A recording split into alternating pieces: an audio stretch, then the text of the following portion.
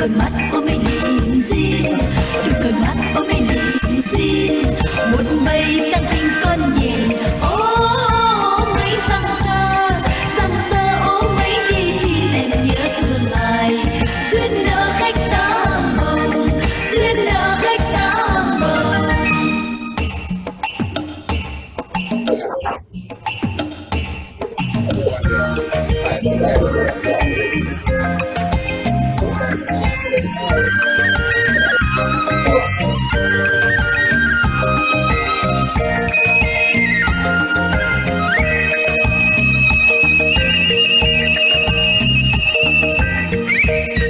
Tình bằng có cái trong cường, kẻ này khéo vô ôm mây bồng nhìn bồng, ôm mây bồng nhìn bồng.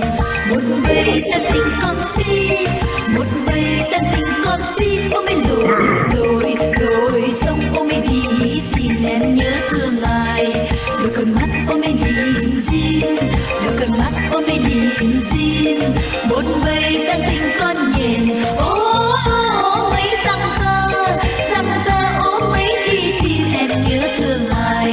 Duyên nợ khách tam bồng, duyên nợ khách tam bồng. Tình bằng có cái trong cường, kẻ này khéo vô ôm mây bồng nhìn bồng, ôm mây bồng nhìn bồng. Một mây tan tình con si, một mây tan tình con si, ôm mây lội sông ôm mây đi tìm em nhớ thương ai. Đôi con mắt ôm mây nhìn riêng, đôi con mắt ôm mây nhìn riêng, một mây tan tình con nhìn. Ô mây rằng tơ ô mây đi tìm em nhớ thương ai.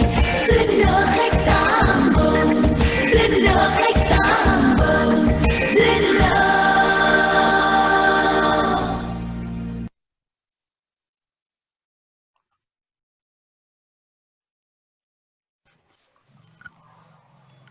Okay. Hello, Bong, are you locked?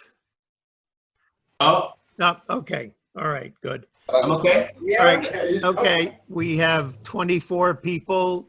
If you click on participants, you can see who's there usually, but it's not doing it. So never mind with that. Okay, let me just say a couple of things about the mechanics of the call. If you've not used Zoom webinar before, there are two ways of communicating with the panelists and maybe with each other. One is to use the Q&A. You click on Q&A and then you can write a question there. And I think, all right. And I'm gonna go back to gallery view because it gives a better sense of things. So the other way is chat. You see the little caption that says chat. If you click on that, you can send a message to everyone. If you look on the right side, you'll see all panelists, or you can send it to all panelists and attendees, or you can send to individuals that are listed underneath there. Usually all of the attendees are listed, but at this point we're only having a few of the attendees listed. So, so that's the mechanics of it. There will be everybody who's on this call has already probably received the link to the first webinar, and that link should be good for a little while longer. That's the Zoom link. But tomorrow I'm going to post a link. I'll send all of you the link to the YouTube version of yesterday's webinar, and also, okay. So I'm not sure. I keep losing the signal, so I may disappear from this for a while, but so far it's still good.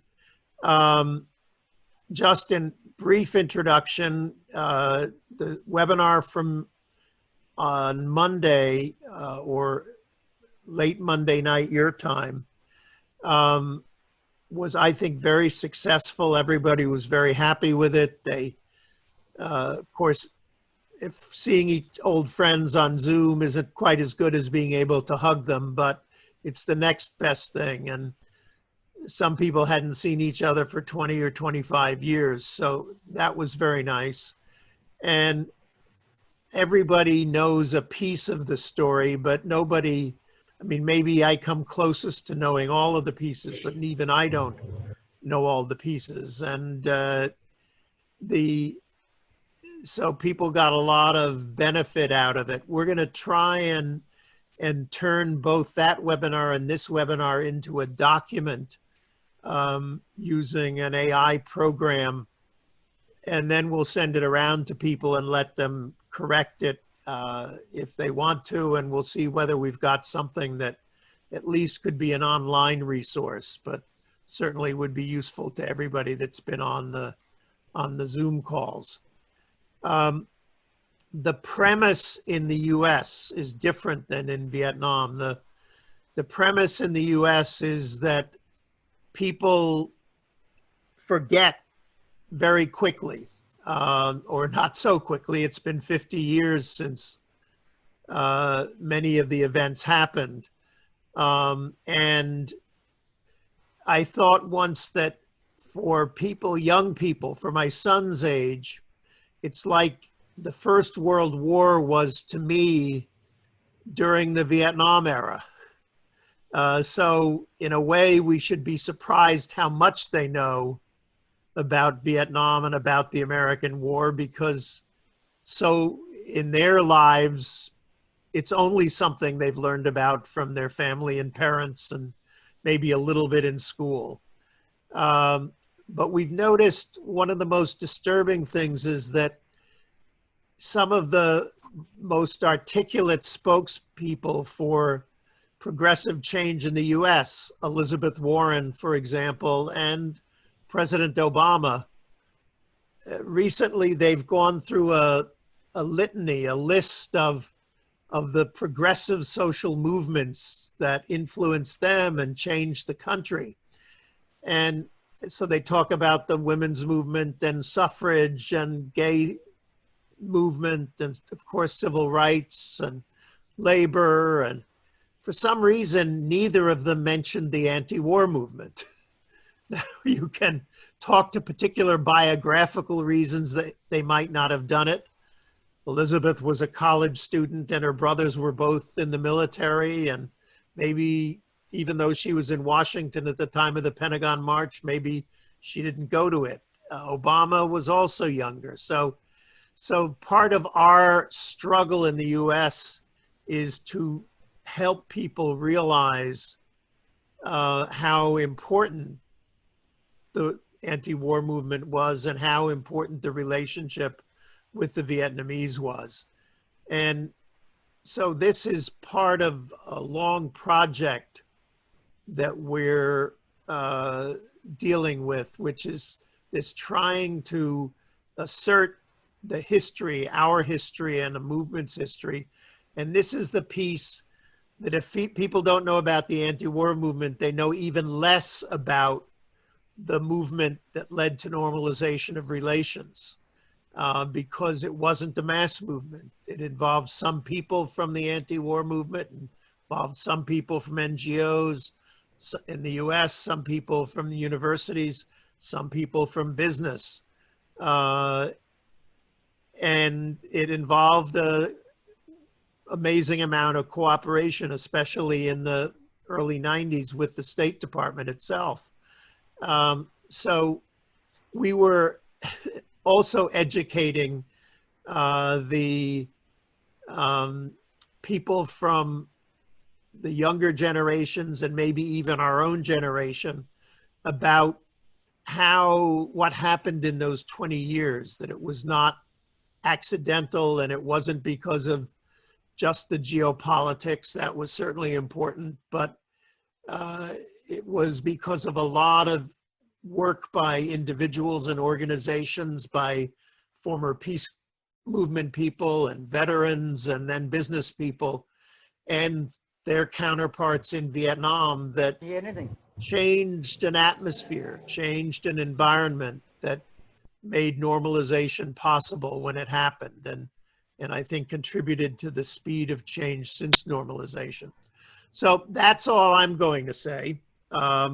If you get a chance, if you haven't watched the first webinar, when you get a chance to look at the YouTube version, I think you'll see some of what I'm talking about. And now you will fill in the other side of the picture, and I hope you will be frank about the pluses and minuses of dealing with all of these Americans who came knocking at your door and had expectations that were totally unrealistic, that put you in a difficult position sometimes, I'm sure.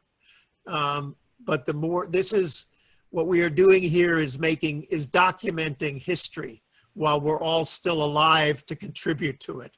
So it's not just somebody going through our papers 20 years from now.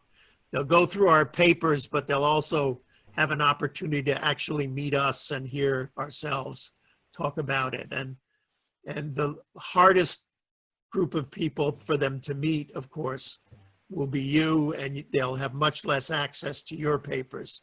So you will have an audience. We now have 27 people who have joined us. Okay. I don't know if you lost me in the middle of that, but I am now going to turn it over to Ambassador Chien. And the only time you'll hear from me again is if you have a question for me, or if you want me to do something technically. Okay, Susan just sent an email that, or a chat, that I am dropping in and out of the sound. So happily, that will not affect other people. So Jen, go ahead. I am not seeing you, but I'm assuming that everybody else is seeing everyone else.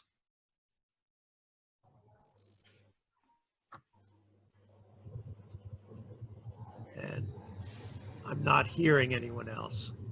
Okay, there you go. I see you again. So Jen, it's all yours. And if I drop out, it should not affect anything. So I'll be able to watch the recording afterwards. Hopefully. Thank you, Xuan. Let's we begin from our side. Dear Xuan, distinguished participants and dear viewers, allow me to welcome and thank all participants in this webinar. On this occasion, let me send to American and American viewers, friend, best regards. Thank Mr. John McAuliff from the Vietnam Peace Commemoration Committee, US, for the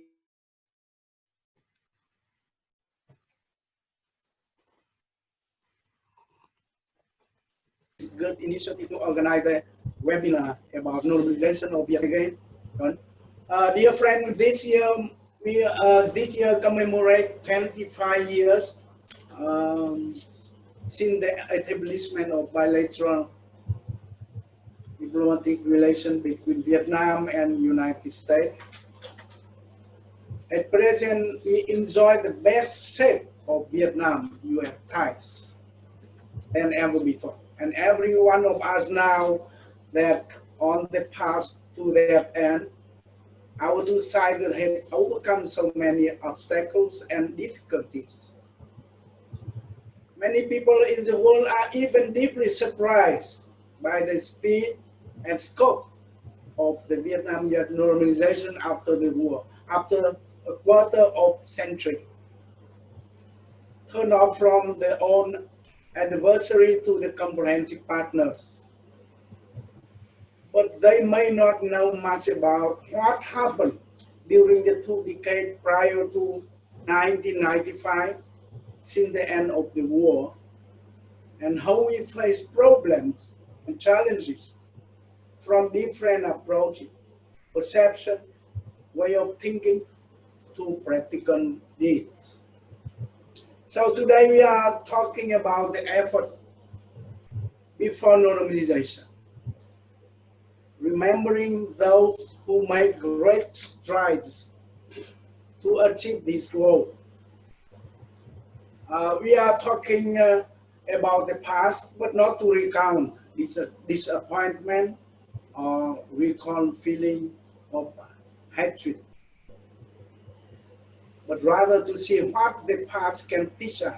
Looking back after the 40, 50 years, I think the experiences here are very multi-layered and multifaceted. There are lessons to be learned through looking at the juxtaposition of both understanding and misunderstanding, in agreement as well as agreement, through reasonable as well as inappropriate in dealing with so many legacy after the war. Speaking frankly, from my perspective, I can understand that the image of Vietnam at the war is ingrained within the mind of Americans. But Vietnam strive to look toward the future and put aside the past. On the panel of discussion today, I have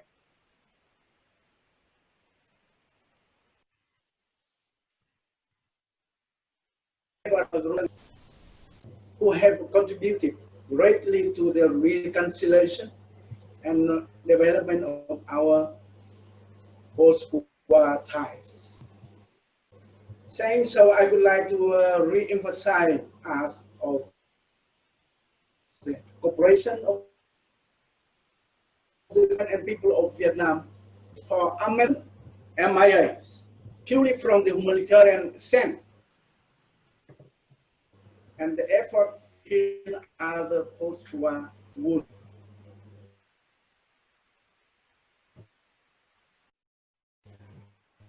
I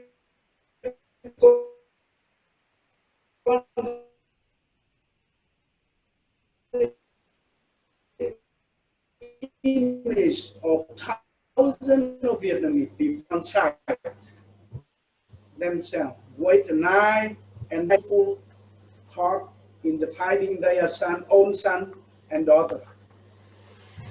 I think with those such level of forgiveness and altruism, reconciliation and normalization would not have been possible.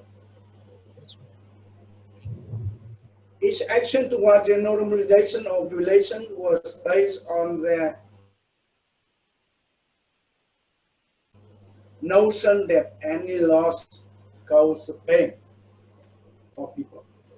So it is my hope through this webinar, participants who have lived through that particular period of history will help remind us a time when there exist obstacles and were unimaginable to even think it could overcome.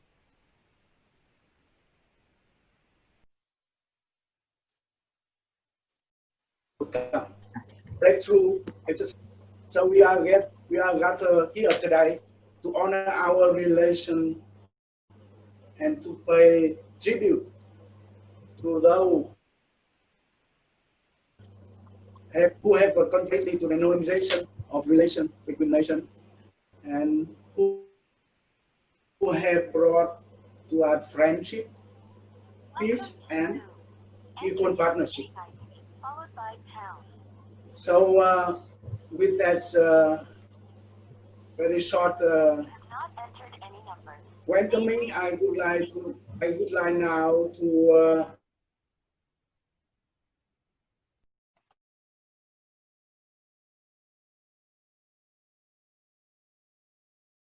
turn our Vietnam ambassador to United States. Want to have the most to share his views on the topic of how we are dealing with the post-war problems. So, Ambassador Bang, please, Okay. you have the floor. Thank you, Ambassador Chien. I would like to thank all of you from the American friends and Vietnamese friends who participate in this webinar. I'm so honored to be invited to be the first speaker of the Vietnamese side. I spent all my career in the diplomatic, service to work on American and Vietnam relations. In fact, I began my career in early 1973 when I went out to the airport to receive delegation from Dr. Kissinger to Hanoi before signing of the Paris Agreement. And he came to talk about how the United States should spend $3.2 billion to rebuild Vietnam. So we were very glad to receive the delegation. But then the event, fall out, and at the end of 75, when the war ended and Vietnam unified, this promise from the United States, dropped. They said that the Congress could not agree to help Vietnam because the war is over and the embargo imposed on Vietnam. So that is the first try, from the United States to normalize relations between the two countries by carrying out some activity on the Paris Agreement. The second period is the Carter administration. When he came into power, Vietnam and the United States earnestly carry out the dialogue with an aim to normalize relations between the two countries. At that time, I think that the American administration also want to normalize relations with China and Cuba and Vietnam at the same time. So dialogue between the two countries, went on in Paris for some months. But now I find out that at the end of 77 and early 78, the United States had something in mind to sabotage, or that is strong word, but to stop the process of negotiation with Vietnam by having some activity harmful to the relation between the two countries at that time. And the most prominent one is to accuse Vietnamese ambassador in New York at the UN of activity that looked like spy was forced to go home. So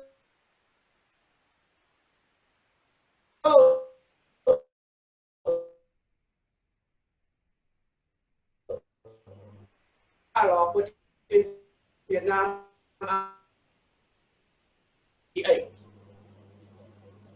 and at that day already talking China.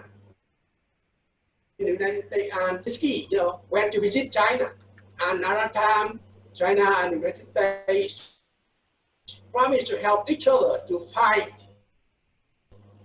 the Soviet pair, and Vietnam was at that time almost an enemy of China and the United States. With the help of China in Cambodia, the Pol Pot, regime attacking Vietnam in the south. So Vietnam had, on one hand, tried to normalize relations with the United States. The other one, we fight the Pol Pot in the south. And China backing all this from the beginning. So the period of 78, we failed to normalize relations because of the idea of China, Cambodia, as well as the United States. So someone saying that we missed opportunity at that time, I don't agree. I think that Vietnam was caught in the middle of this big power, struggling. So from 1970 to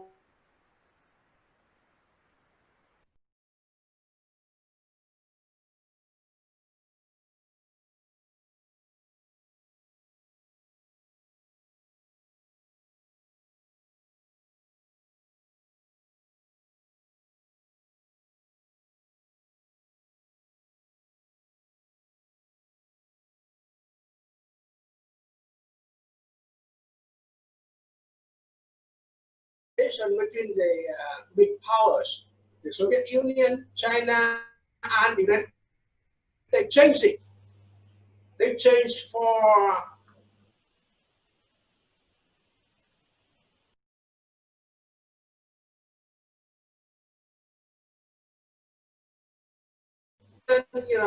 was weak at the end and early with the United States because of the Tiananmen. And at that time, Vietnam opened the country and we carry out the renovation policy. We want to open the country. So that is the situation, the relation between Vietnam and the United States began to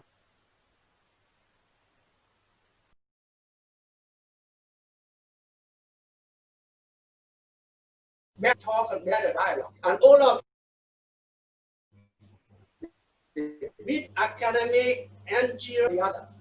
And at that time I was in the meeting, and with Vietnam, we were so how to say,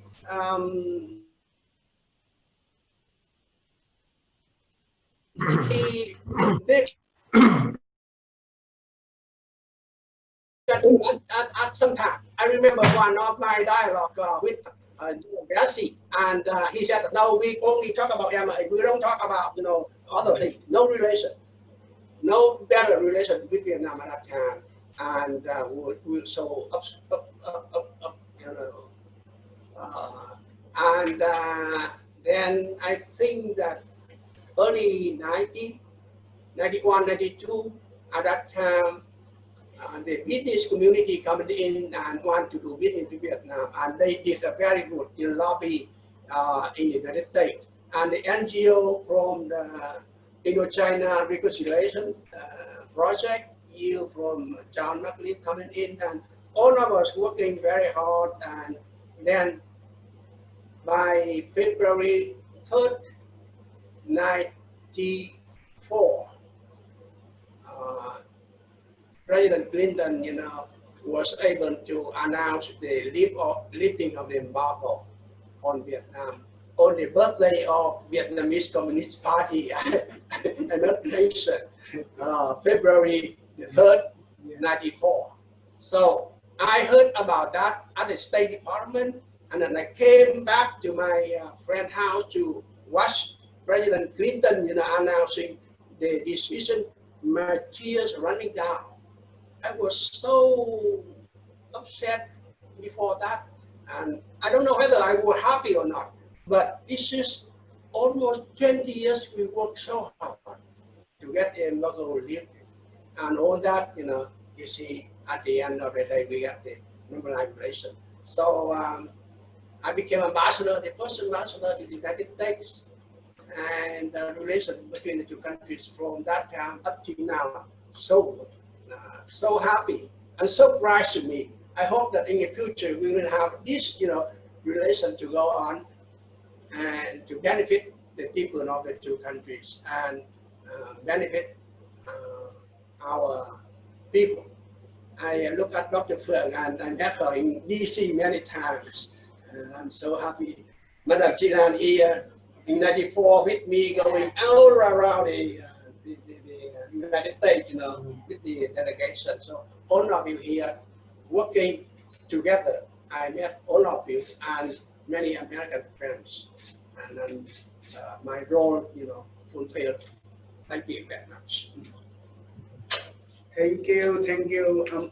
Yes. Thank you, Ambassador Lê Bang.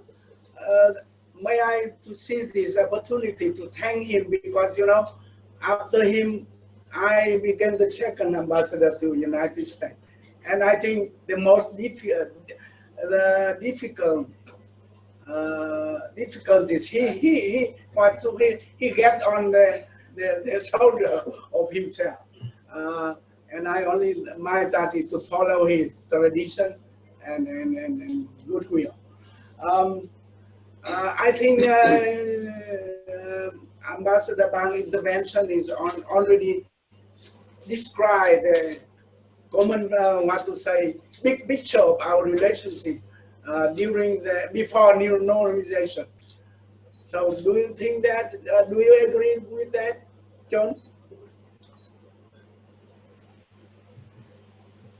Sorry, I had muted myself, and I am listening on my phone because it seems to be more stable. Thank you. So I think that was a very excellent introduction. I think Bang probably didn't talk about the difficulties so much, and didn't talk about the difficulties within Vietnam. It was so hard. I know that in the session in the U.S., we talked about the difficulties in the U.S., the people who were opposed to normalization. So it would be interesting to know how much you had to deal with skeptics, people who were so angry at the U.S. from the war that they didn't think that normalization was a very positive thing. But at any rate, I said I wasn't going to talk, so I'll stop talking. Don't ask me questions or I'll talk. Thank you, John. Thank you, John. That I want to reiterate that the presentation of Ambassador Bang is enough, that this already give us the overview of our relation activities and thinking about the period, this particular period of non-normalization process started exactly after the war ended and until prior to the 1995.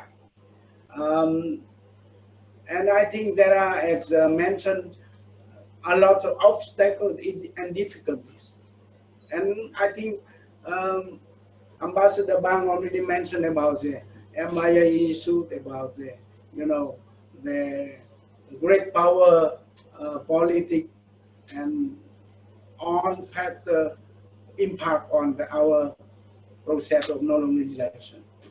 So as Lê Bang mentioned about the role of the non-governmental organization and other social activists and organizations. So I turn off the floor to you can say one of the veteran of this work. May I introduce Mr. Xuan. Of course, you know him very well. He was a former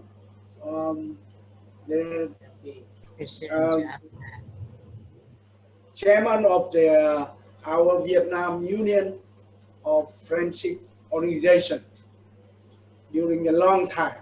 So you have the word, Mr. Hong. Okay, thank you, Ambassador Chien.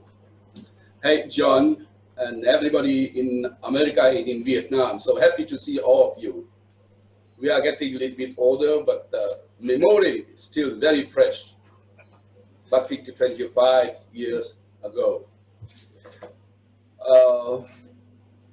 I was asked talking about our experience to work with American friends during that period and how people-to-people diplomacy can play a role in the process of demanding, asking, lifting embargo and normalization of relations between our two countries. I think that 10 years after the war, we did very little things.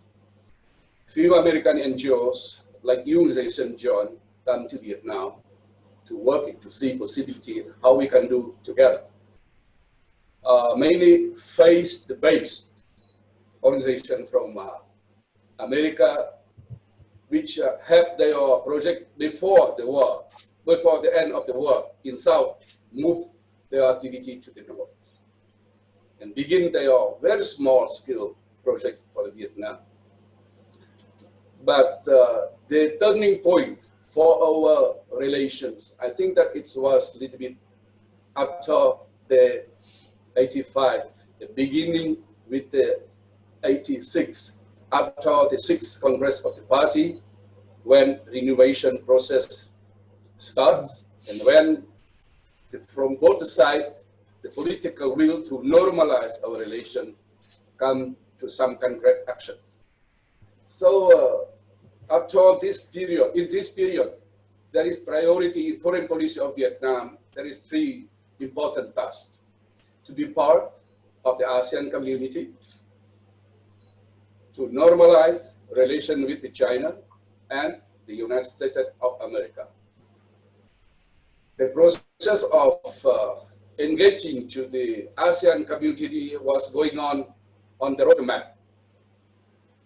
And the question of the relation with China, official normalization was also declared in 91.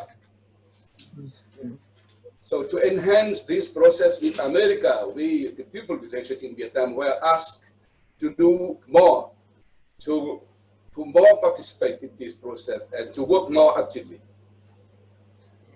So I think that it was very interesting time for us to see how people diplomacy in Vietnam to reorganize themselves and begin to engage this process. VUFO, I remember, have reformed the RCEP to the PACO, People Aid Coordination Committee, to facilitate foreign NGOs, especially American NGOs, to come to Vietnam. And VUFO also have established a new department called the North America Department to work only with American people organization, NGOs, and different social organizations in America to bring them to the process of normalization. And Vietnam America Society, you remember that before that, the Vietnamese committee worked very strong and very effectively, and based themselves on the Vietnamese committee, they have reorganized to the Vietnam America Friendship Association and then renamed again as Vietnam US Society. Mr. Chien is president today. I remember Mr. Phan Hien and then Professor Dr. Nguyen Tam were our president of the booth at that time, and they have participated very actively to this process. So VUFO and Vietnam USA Society begin actively to evolve, and we have developed our strategy on 5 dimensions to work with American people organizations. First, to contact, to involve, and to work together with the progressive, the social, and anti-war movement and peace movement in United States.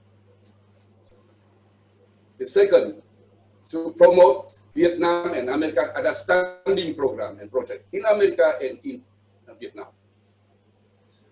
Third, to approach all possible American veterans of Vietnam War throughout their nationwide organizations like VVA, Vietnam Veteran of America Foundation, Vietnam Veteran of Foreign War, American Legion, etc., etc. fourth is very important, is to mobilize humanitarian work of the American NGOs in Vietnam. And that is one of the key problems that we see that we can do together to have best use of this channel to influence the process of lifting embargo and normalization of our relation. And the fifth one is to work more closely with the Vietnamese overseas in the United States of America, VUFO. Okay, so all this process was going on very quickly, very fast. And if 10 years ago, we have just only 25 American NGOs come to work in Vietnam. So to the moment of normalization of relations, we have already 65 American NGOs, social organizations, work in Vietnam, hand by hand.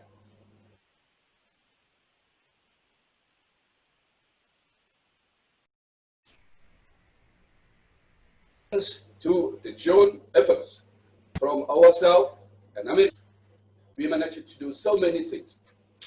In that period of the time, hundreds of visits of Vietnamese people organizations were organized, sponsored with the financial support from NGO community to come to US.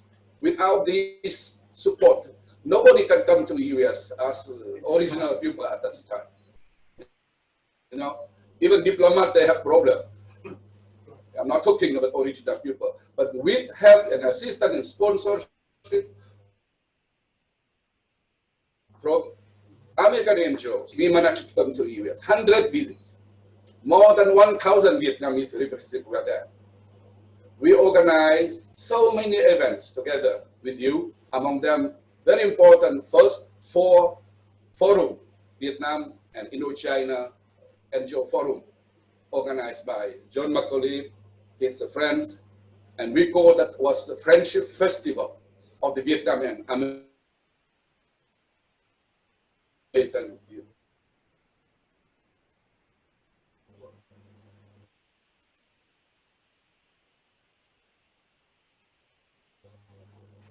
And Church World Service.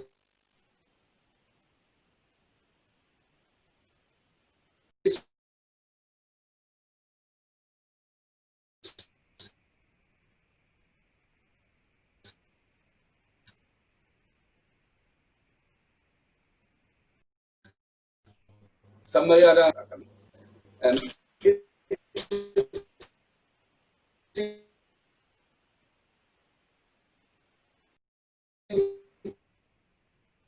important for our American society.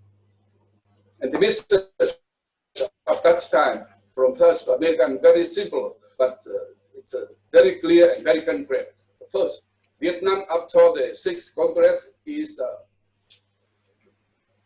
changing. Many reforms will take place with the renovation process in all the fields. Second thing, I think it's very important to say that at the time, the precondition for normalization, as Ambassador Bang told, it is Cambodia issues, almost already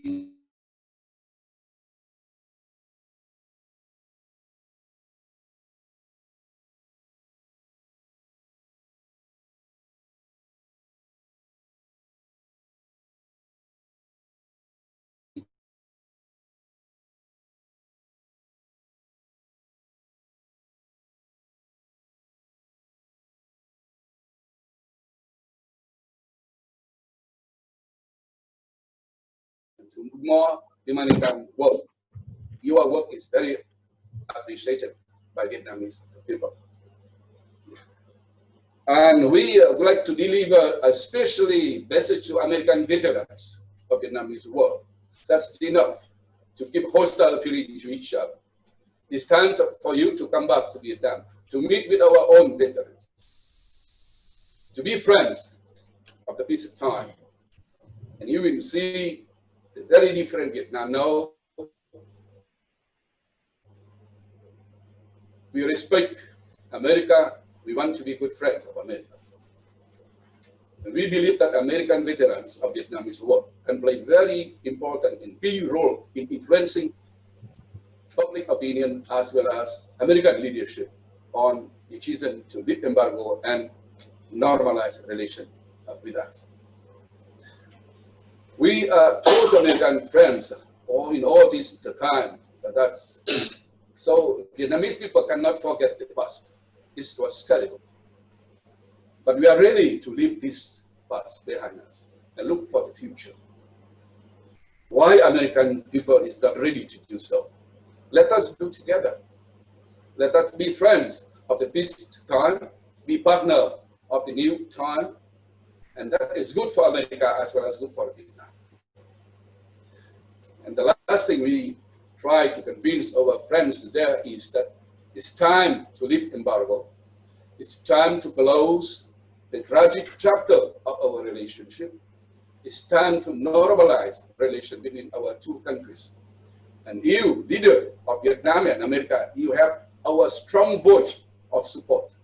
It is people voice. It is fundamental people-based and foundation for your difficult but strategic decision to lift embargo and normalize our relations.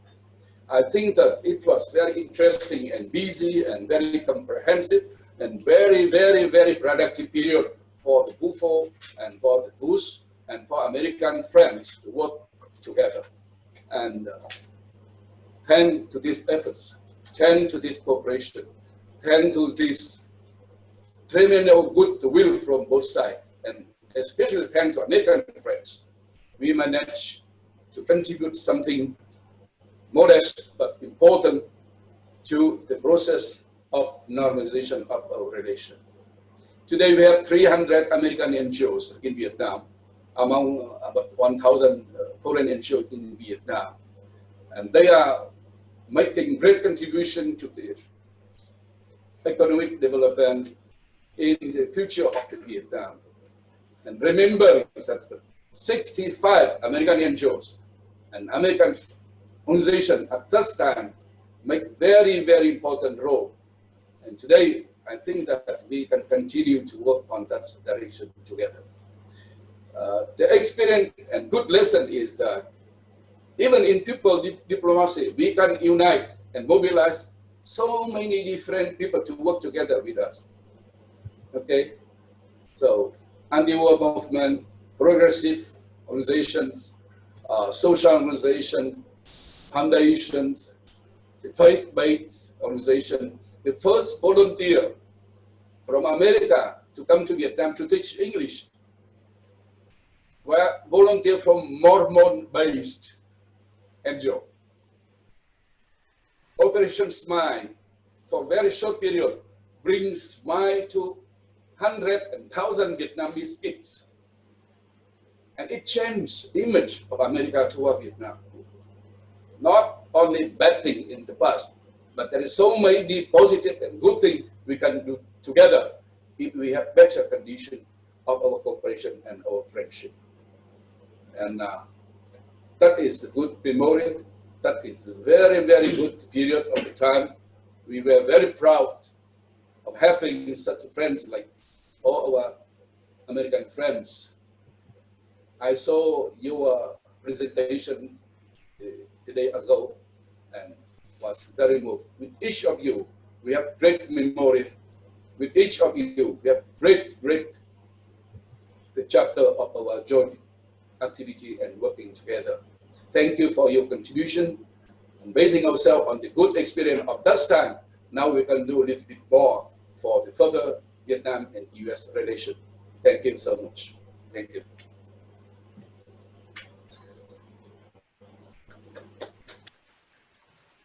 Thank you, Mr. Hong.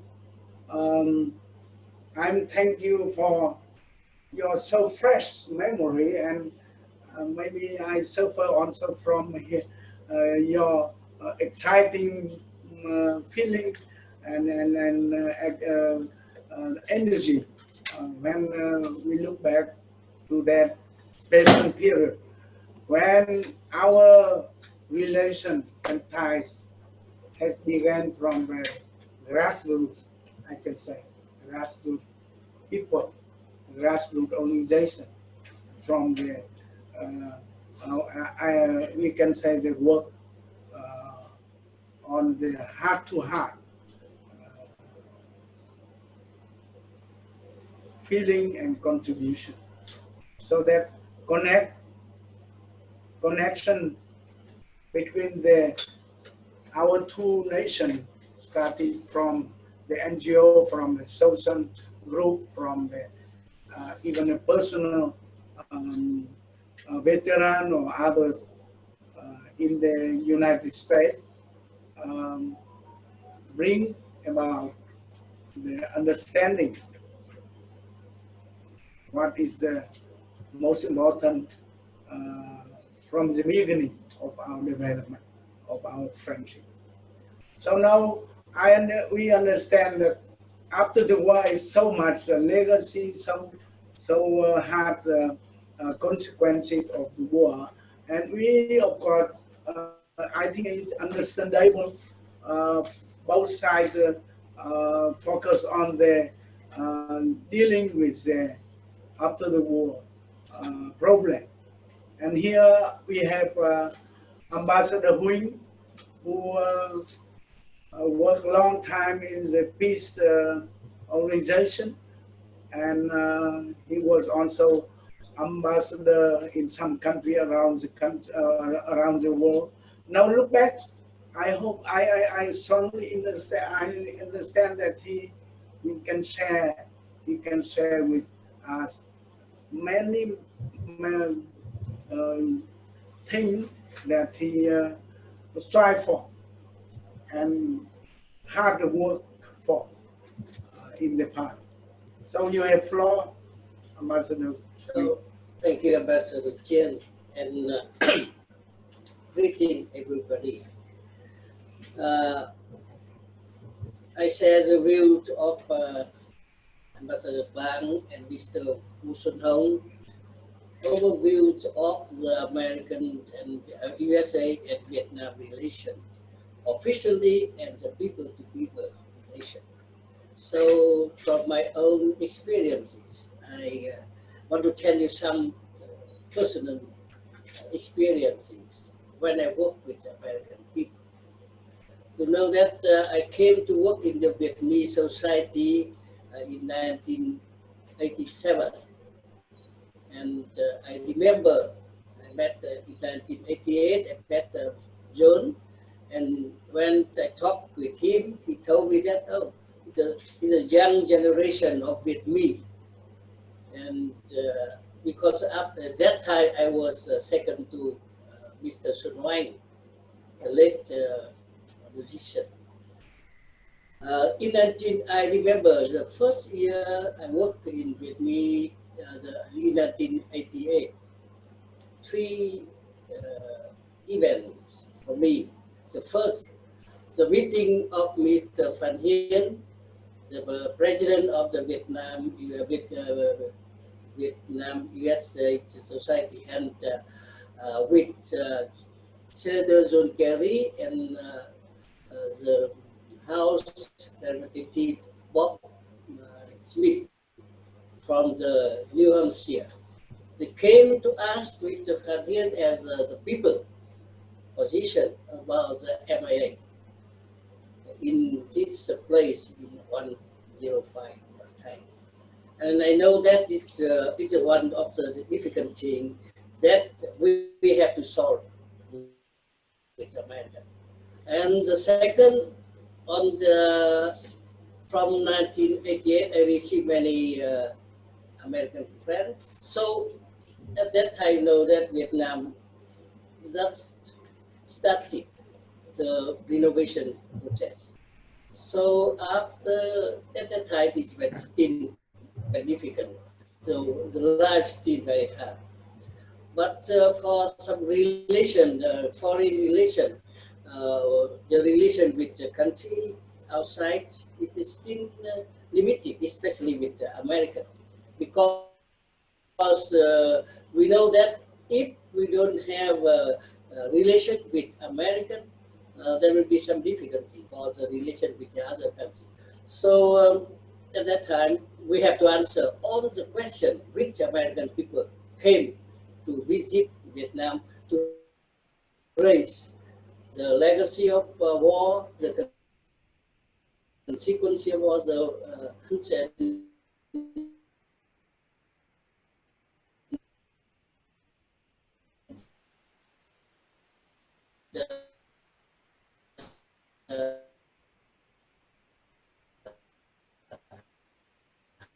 many things, health and many things they ask. We have to answer and to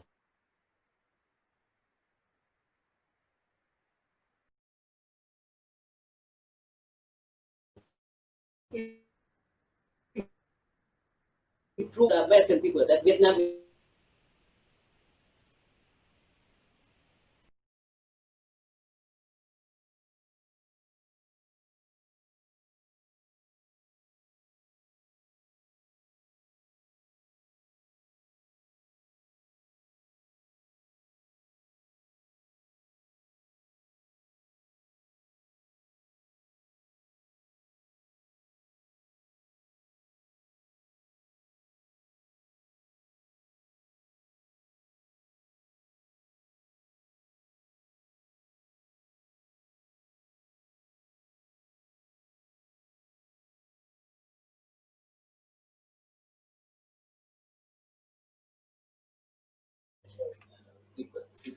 And another thing I remember is in 1994 with the two here. I and Mr. Tu and Professor Đào Trọng Thi and Tạ Thiên Hữu, we came to the US in 1994 at the invitation of the Oregon University.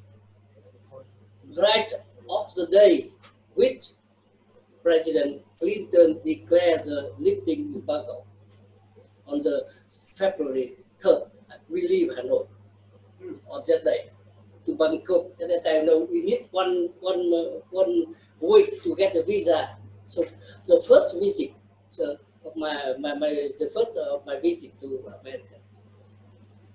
So many at that time, many people think that it's very happy at that time atmosphere, and also the people think that there will be the normalization will come soon.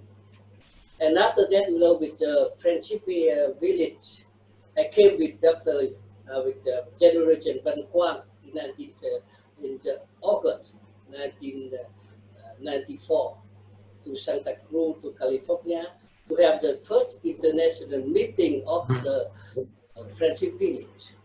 So in 1990, for the normalization, I had 2 visits to the US. I still remember.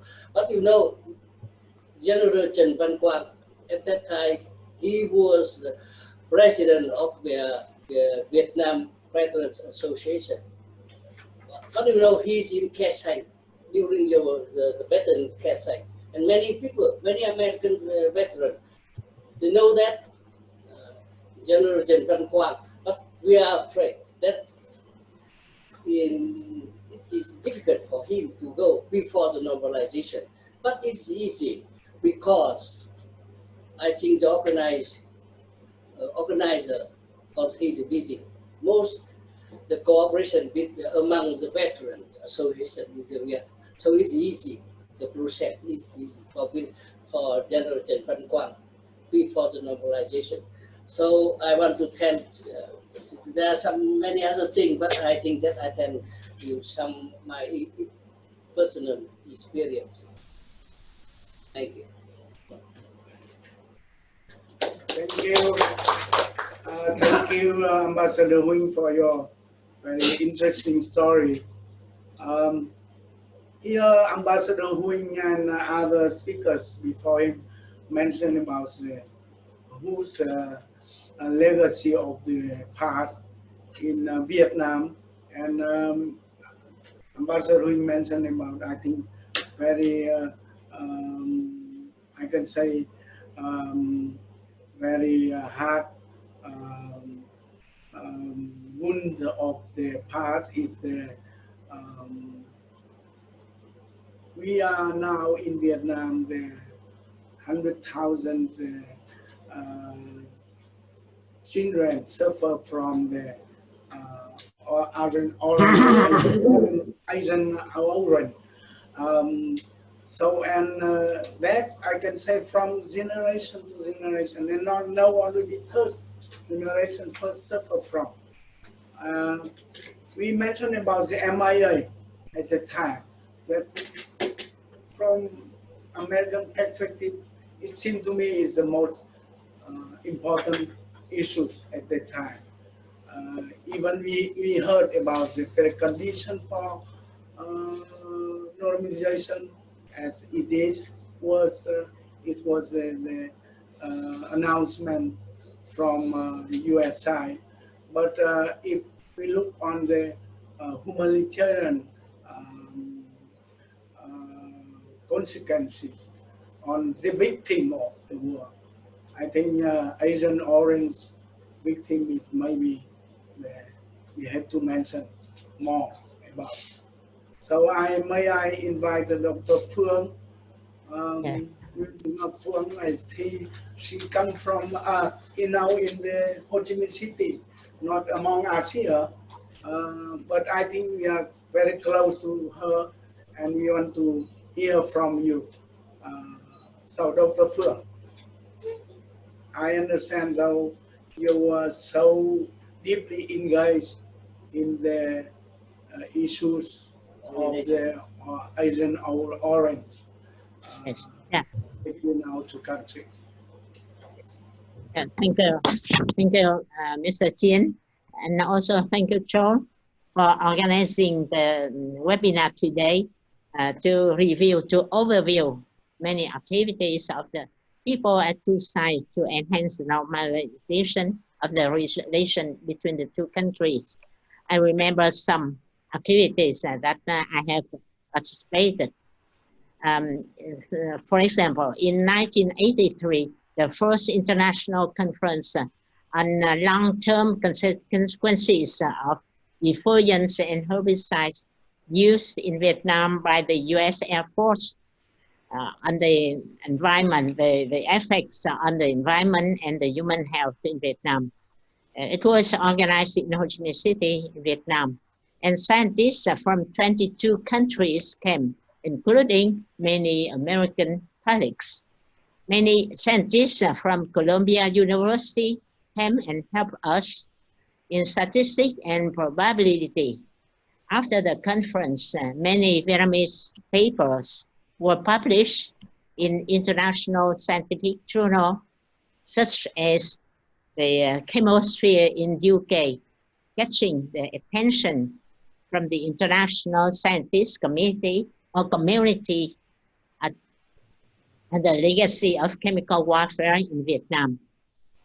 And in 1984, together with Xuan and Trần Minh Quốc from the Vietnamese Society, we went to Canada to meet with Canadian and American friends, as at that time, the US government refused to give visa to us.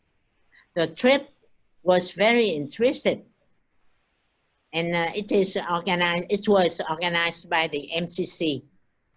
We had the opportunity to explain and talk to friends about the peaceful life, but still many differences in economic situation and healthcare system in Vietnam, especially the aftermath of chemical warfare.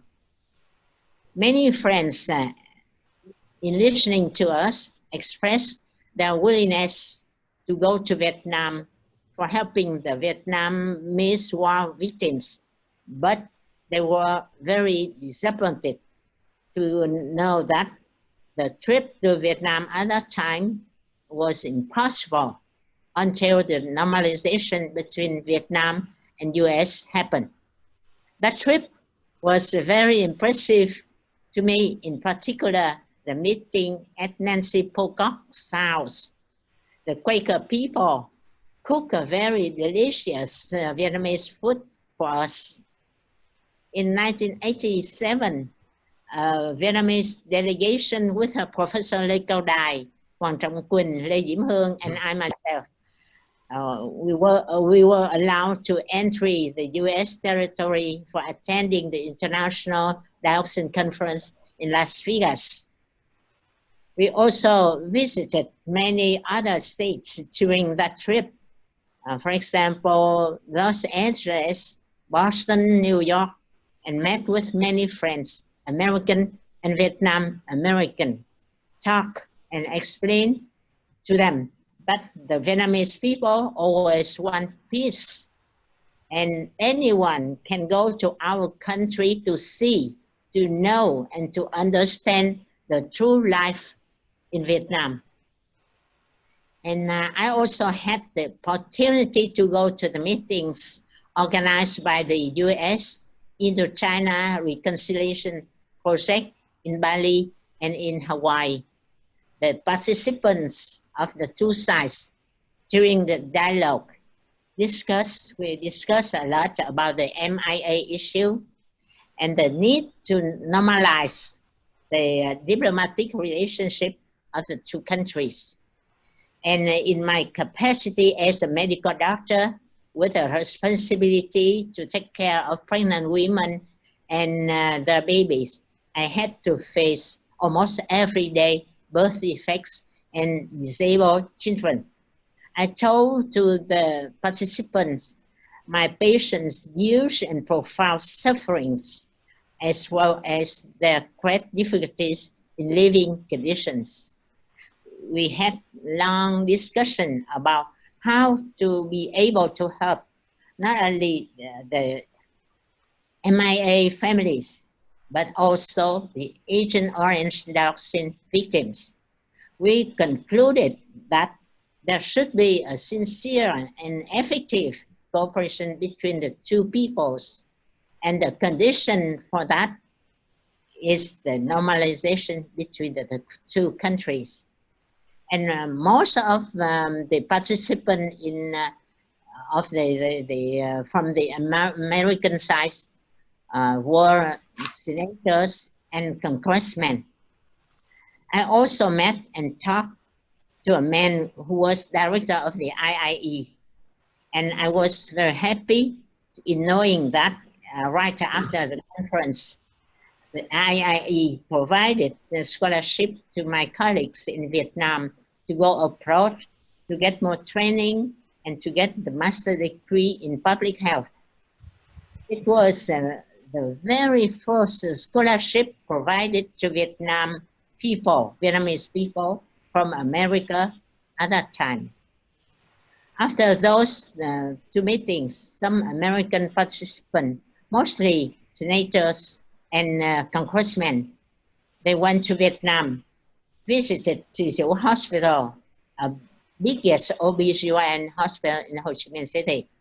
They saw disabled children with very big head or without arms and legs.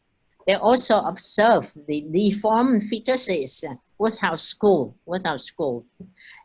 or with deformities of sensory organs, spina bifida, Siamese twin, etc.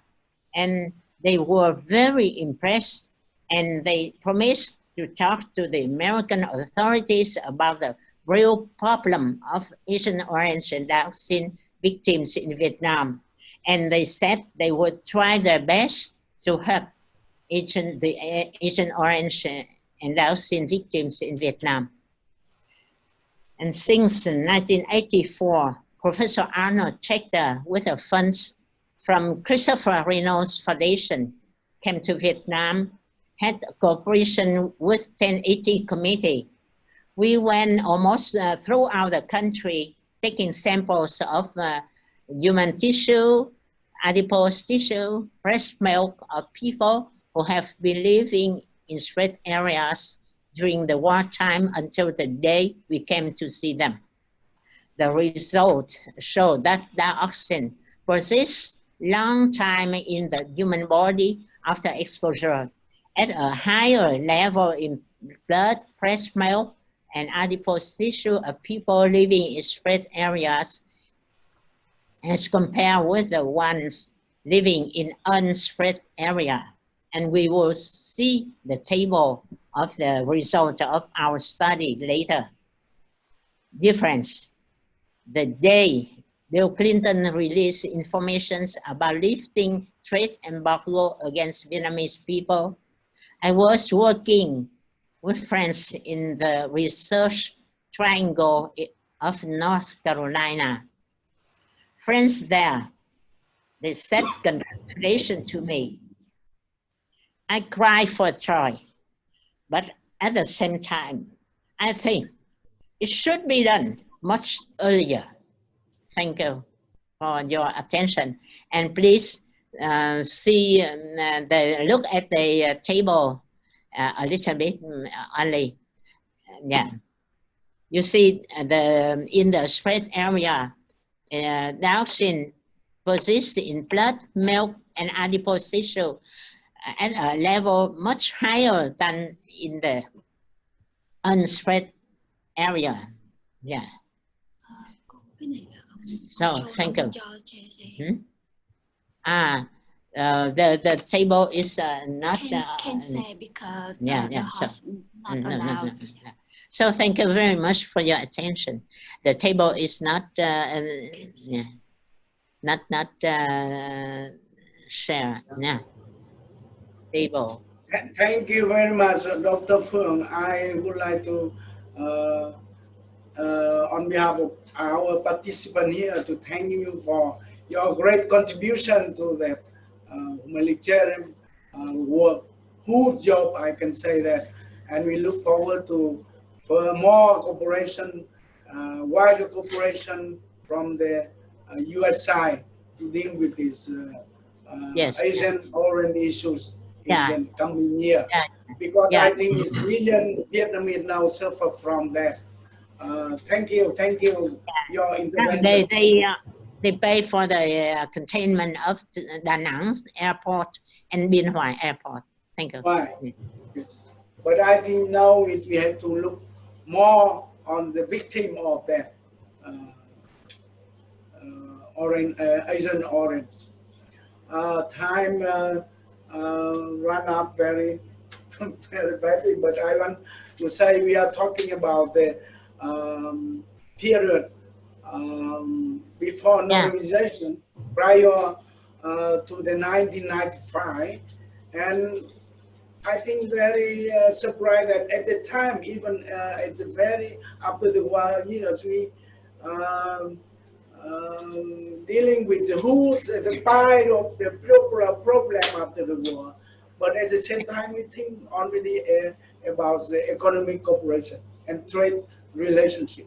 And the lifting of the embargo itself announced by President Clinton in 1994, as you speakers is here mentioned, straightly to related to the trade and economic relation. And later on, as you know, come to our day, economic relationship between Vietnam and US as I can say the cornerstone of our relationship.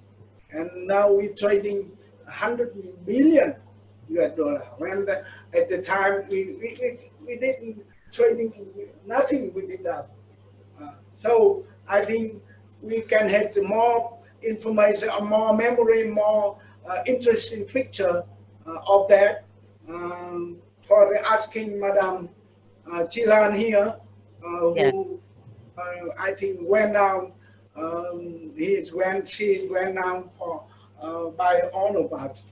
And please, Madam Chilan, you have the floor to share with us.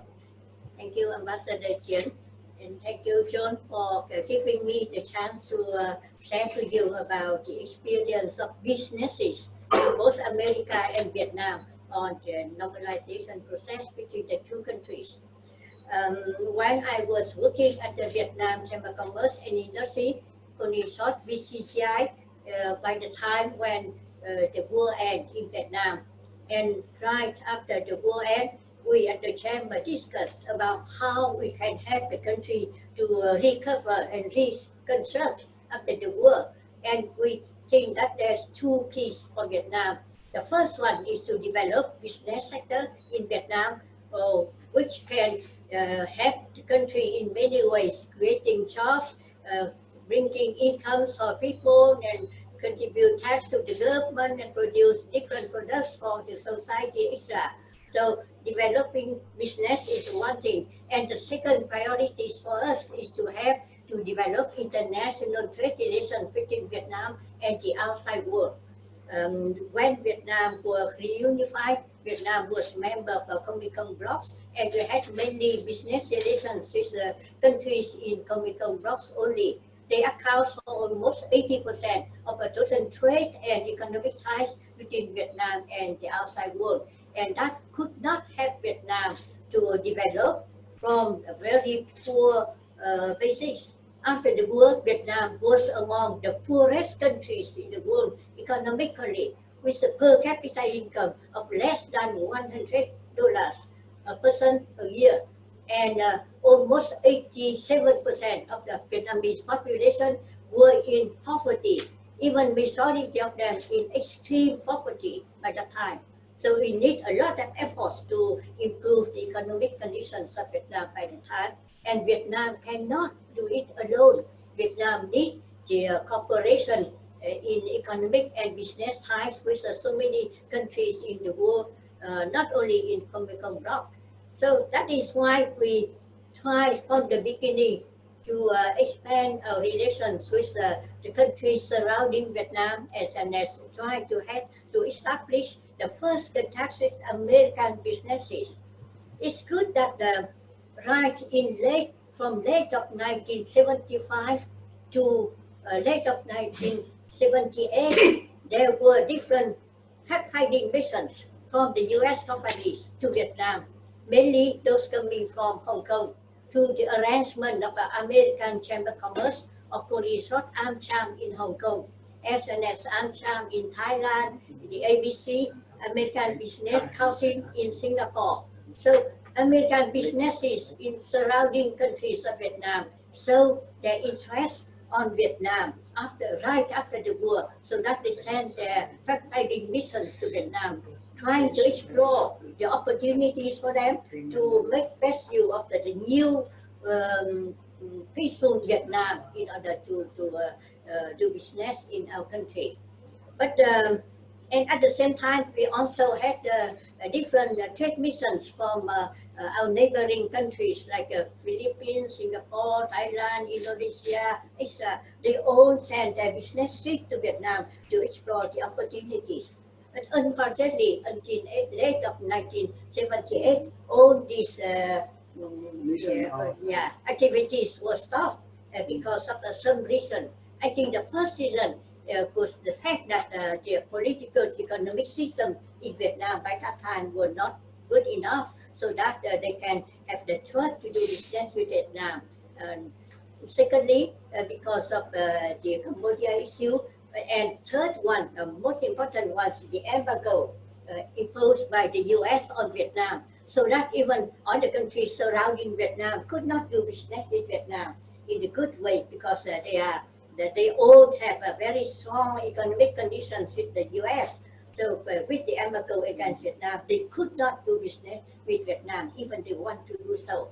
So we could see that it's even more important for us to raise efforts in order to help the country to get rid of that status, this obstacle in order to develop. And after almost 10 years, only from late of 1988, we could have again the fact-finding missions, trade missions from other countries, including those coming from the U.S.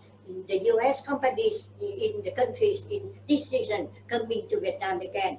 Why late of 1988? Because I think the first reason is Vietnam had the reform process started in late of 1986, and after about 2 or 3 years, the business community started to have confidence on Vietnam's reform efforts in order to build a new economic system in Vietnam based on market principles. The second one is that the Cambodia issue is solved. And the third one is that between the US and Vietnam, there were some first signals for the efforts to normalize the business relations. With the establishment of the US Vietnam Trade Council, with the initiative by our Vice Minister Nguyen Tam and Mr. Sullivan in the US, and Chini Food, Virginia Food came to Vietnam as the first president of the US Vietnam Trade Council. I was introduced to meet with the Chini Food by Foreign Ministry by that time. People at the North America Department, the Foreign Ministry of Vietnam were so kind to brought Genie to my office, and we shook hands, and we were asked by the Foreign Ministry's officials that we should work together and try to raise common efforts to have the business relation to re-establish between the two countries. And that to me is so important. That's not only a new channel for us in order to try to establish contact with business community, but also it's a very important signal from the US that now the two countries can discuss more on the business relations and on the lifting of embargo. So we tried very hard by that time, and also we started to have AmCham from the region coming back to Vietnam as some first American NGO foundation established in Vietnam, like the Ford Foundation, the Taft Foundation, the Asia, foundation. So they all come to Vietnam, and Mr. Lê Bang, the minister by that time, kindly introduced me and encouraged me to develop contacts with them. They were so helpful in the way that they could provide us a lot of information and the way to deal with business organization in the US. So with common efforts raised by us and also by all the business communities of all the countries in Vietnam, the Japanese one, the Korean one, the European ones, and those based in Asia, they all try to help Vietnam to encourage the business relations with the US, because they all consider the US embargo against Vietnam as the constraint for their own business contacts in Vietnam. So we raise the efforts, not only directly from Vietnam or from the business in the US, but also businesses in our relevant counterparts in the world and in the region together to raise efforts to remove the trade embargoes against Vietnam. And in late of 1982, we received another important signal. That was the fact that the US removed the concession or the restriction for businesses from the US to visit Vietnam. Before that, they were not allowed to visit Vietnam even. But in December 1992, they were allowed to visit Vietnam. So that's an important issue. And also, only later on, I understand that in late of 1982, the US government agreed to let the World Bank, IMF, and ADB to revise the relations with Vietnam. So that in early 1993, we could normalize the relations with the World Bank, IMF, and ADB. Of course, also with the help of the Japanese government and the French government to help us to create, they call the bringing loan to making loans in order to pay back to IMF some debt of the former government in Saigon in Vietnam, so that we can receive the position of members of these important international financial organizations. And with that, the business community almost immediately understand that, oh, the trade embargo will be lifted very soon. So we should raise own efforts to push the process in order that can come as soon as possible. And as Ambassador Lebam just referred to, the 3rd of February 1994 was so remarkable time for the whole business community, not only in Vietnam, or the business community in other countries which have interest in doing business with Vietnam and in making full use of the opportunities in Vietnam and in the relation between the Vietnam and the US to develop their business transactions. So in the following years, we could see a new move of investment in Vietnam by foreign investors to explore the new opportunities when Vietnam and the US can do business with each other. And of course, July 95 was so remarkable and memorial time for us. Within that month only, we could have normalization between Vietnam and the US. We could have Vietnam to become a member of ASEAN. We could have the very first framework agreement on economic cooperation between Vietnam and EU. So with all these important relations, we could normalize fully and could, based on that, develop later on. So to me, these 20 years were so interesting, also so challenging years for my own and for my chamber, for our VCCI and business community in Vietnam. And eventually, we were so happy to see that the relation between the two countries, Vietnam and the US, could be normalized, which can help, firstly, Vietnam to develop our economy, to reconstruct our country after the war.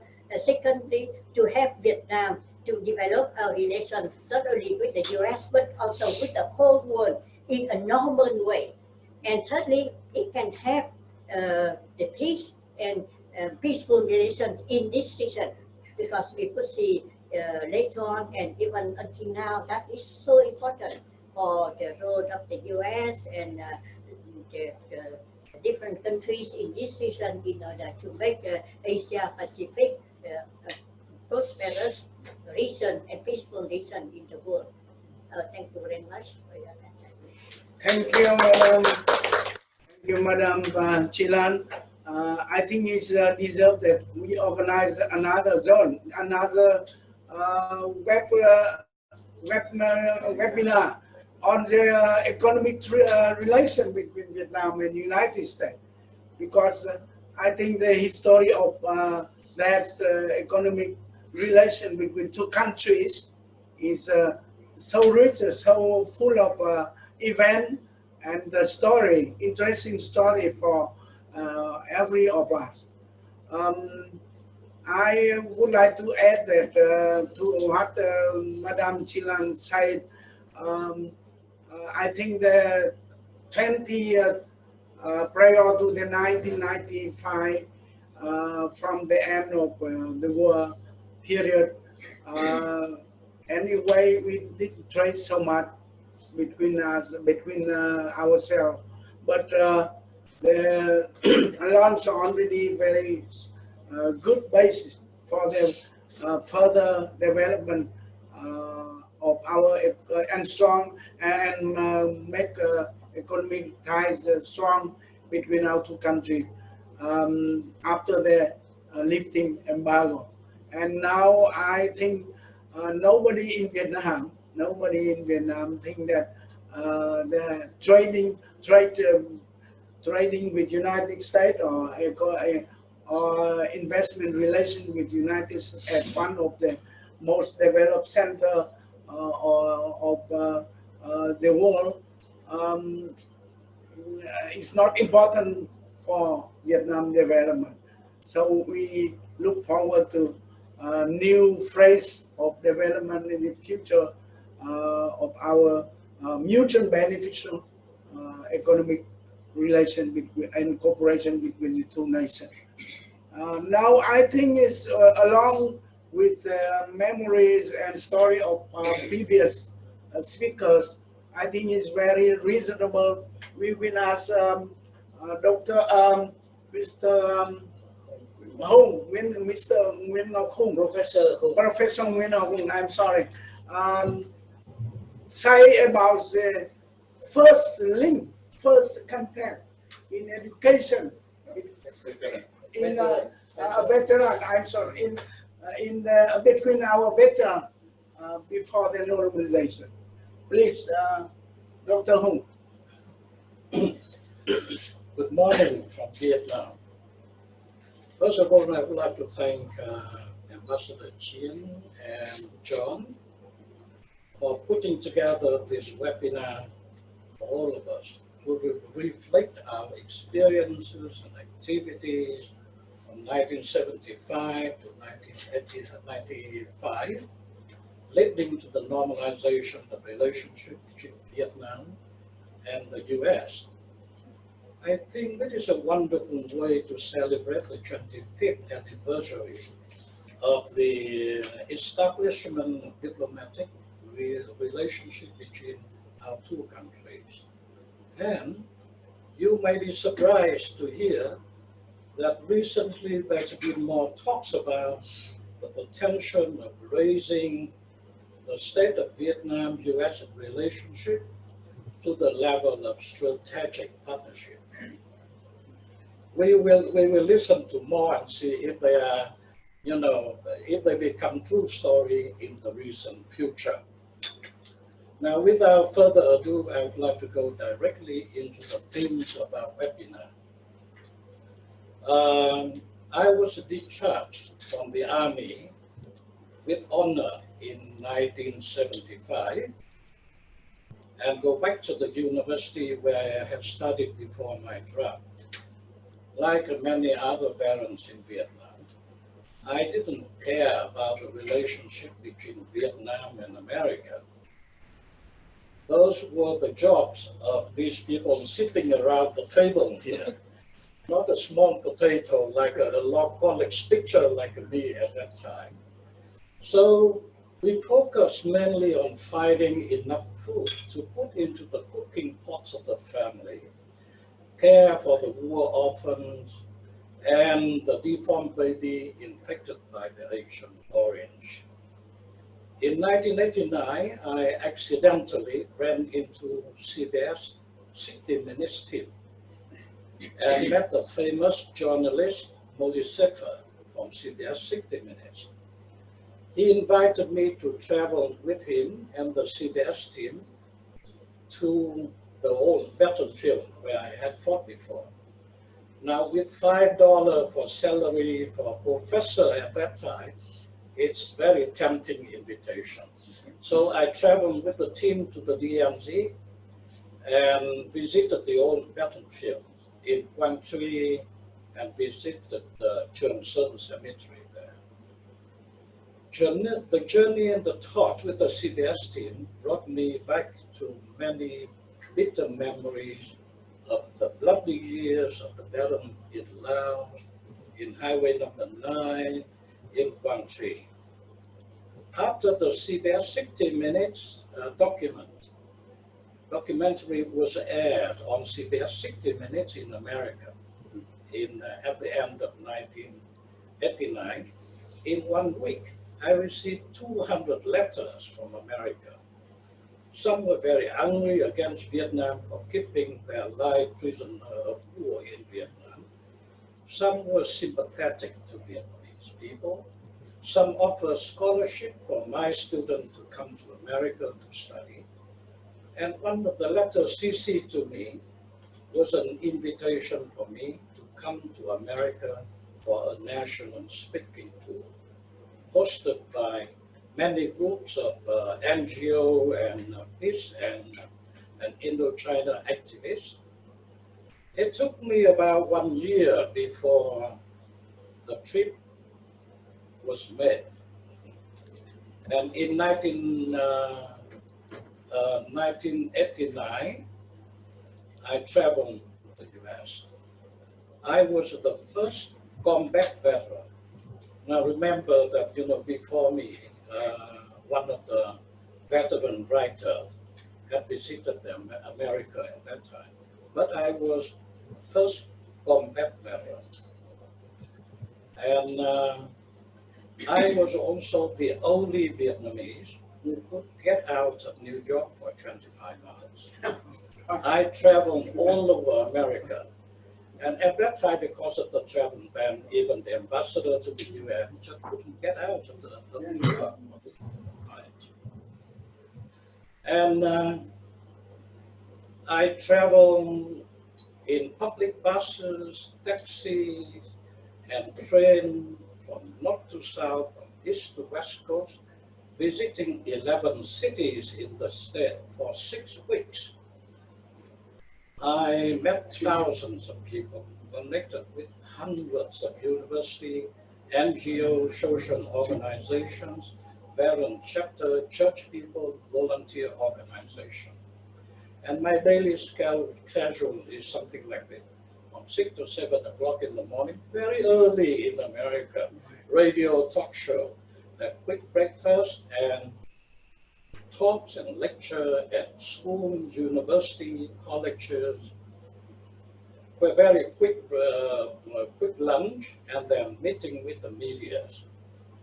Then follow in the afternoon more talks and lecture and school visits. And in the evening, a meeting with the anti-war people, a meeting with peace activists, the church people, veteran chapters, and particularly families of MIA and VUFO. In all of these encounters, I had abundant opportunities to tell the audience about the changes in Vietnam, especially after the renovation in 1996. Remember that when Ambassador Martin left the embassy rooftop in Saigon in 1975, Americans switched off their television about Vietnam. And nobody knew anything about Vietnam. I asked high school students to identify where Vietnam is, and the majority of them just tell me where Vietnam was. So that is a very good opportunity for me. I told them my experience during the war as a foot soldier, how we lived in the jungle, how we fought in the jungle, and how we felt about our lost friends. I told them how my father and mother still suffered, for the loss of my younger brother. He was listed as a missing in action when his unit was fighting in the Central Highland.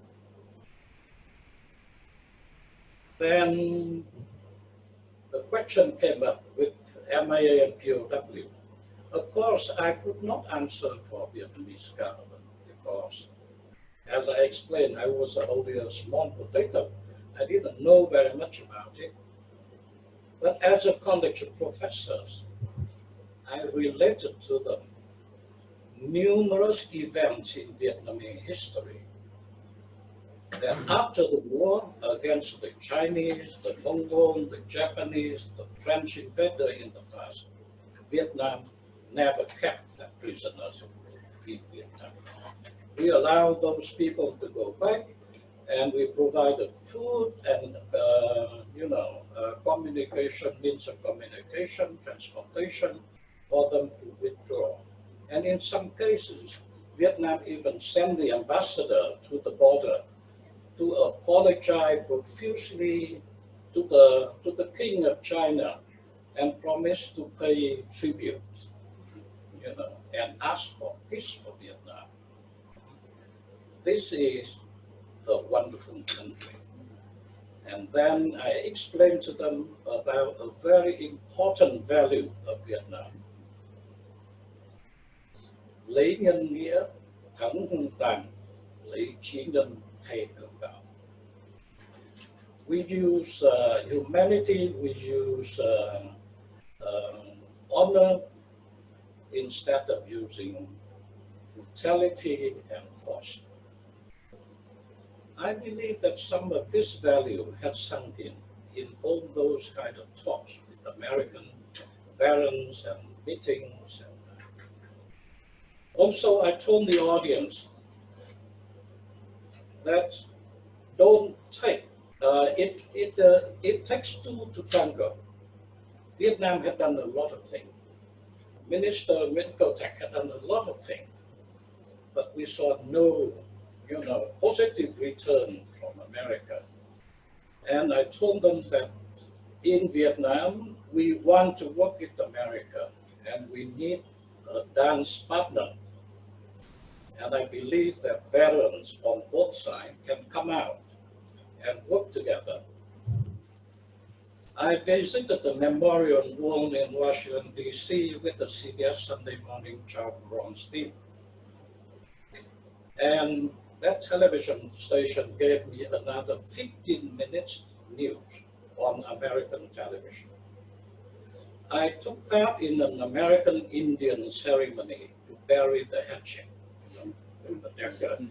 We buried the hatchet, we smoked peace pipe, we shook hands and promised to work together for peace and reconciliation between American veterans and Vietnamese veterans.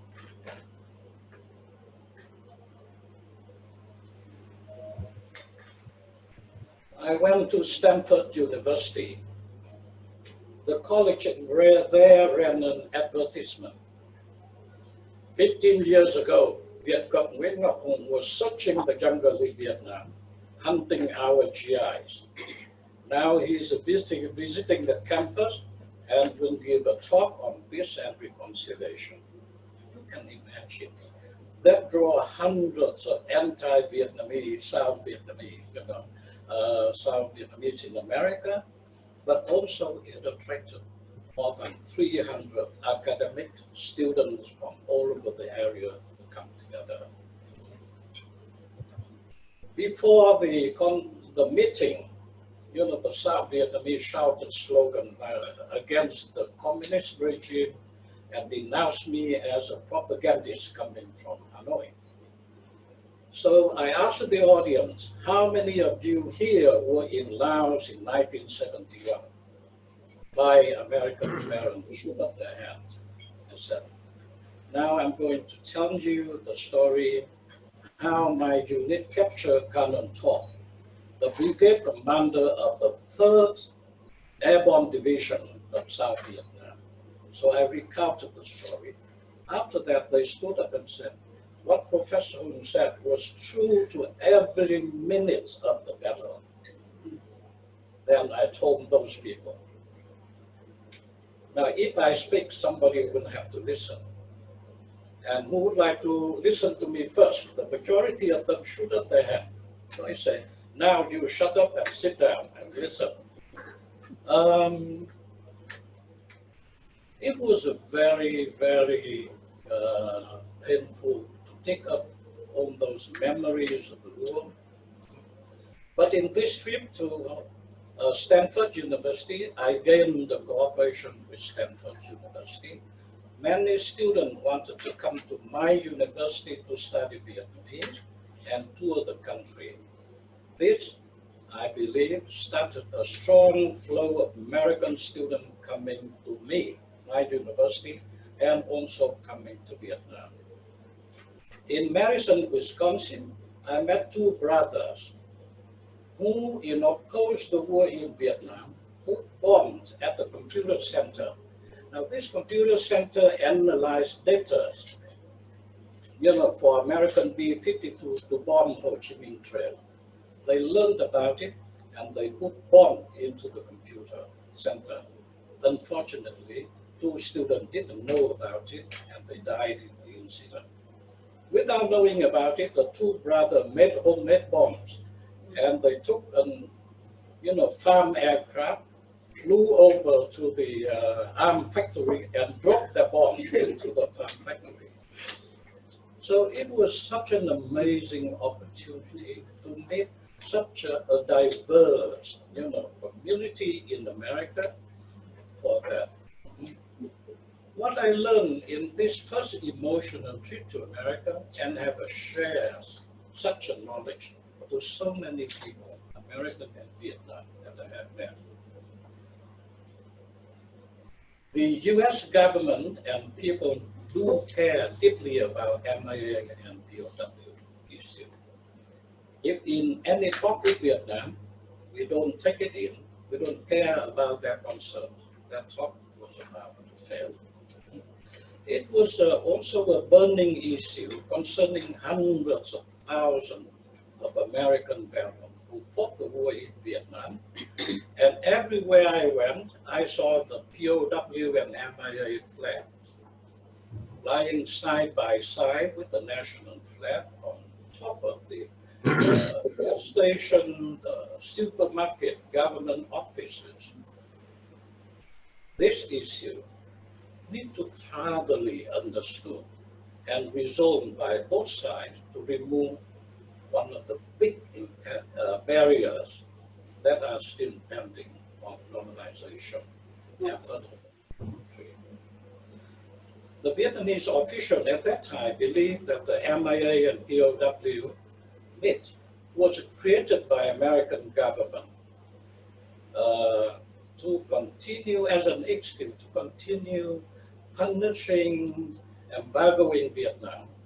And Minister Nguyen Tam Chien, did a lot of constructive work, but the relationship between the two countries didn't change. Vietnam was still a very poor country. The embargo was on, the economy nearly crashed, famine broke out in some places, hundreds of people left Vietnam as a refugee. The war in Cambodia got bogged down. Today, it's not difficult to imagine the frustration of President Kim Jong-un of North Korea. So many talks and shake hands and party and promise with the US president and negotiating team. Nothing happened, and he was very frustrated. So the Vietnamese responded negatively to the US. So we heard yesterday from John and many NGO people working in Vietnam about the difficulties. Miriam Herzberger, an English teacher, was kicked out of Vietnam. John came to Vietnam with a lot of education and equipment, and he wanted to donate them to Vietnamese university. He was denied any meeting with university in Vietnam. So it was understood. Also, Madam Professor Judy Ladinsky, who stopped at the airport, owned the blood sample from Agent Orange victim. She carried back to the United States for chemical analysis, was confiscated by the security. This situation cannot be solved by divisions of army, by making more, angry, solution on the problem. American politics is totally different from Vietnam. If nobody say a word about Vietnam, nobody put forward a proposal about Vietnam on the president's table, then nothing will happen. In another word, with no lobbying in Congress, expression by the public, then no change. And no change in Vietnamese attitude to what US concerns, the situation will not change. I share this with many people when I came back to Vietnam. Fortunately, after this deadlock, the friendship bridge between the US and Vietnam was still quietly being built, but it was still very fragile due to mistrust, misunderstanding, and misinformation on both sides.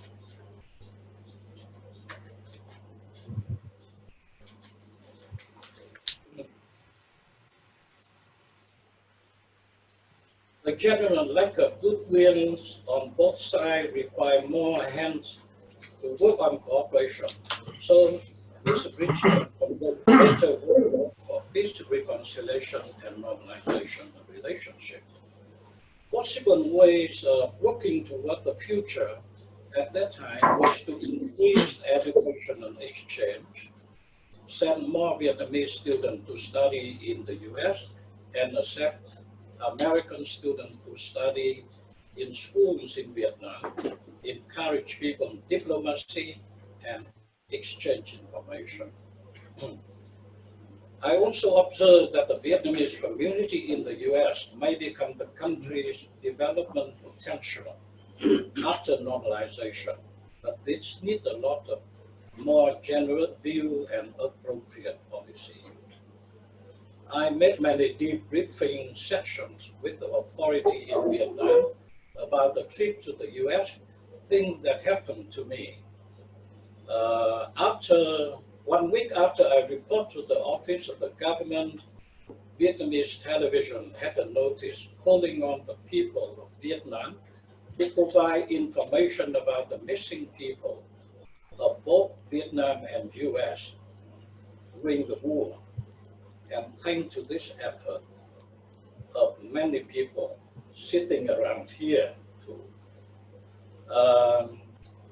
the American side immediately responded positively to this move by Vietnam. And many delegations from US veterans, students, journalists, tourists, businessmen have come to Vietnam with many cooperation projects and programs. I am often invited as a speaker to this delegation. This conversation between me and those delegations have enlightened many people, answered many questions, healed many broken souls, and gave me thousands of new friends in those years. I still consider education about Vietnam, about this war, is a mission that I want to contribute.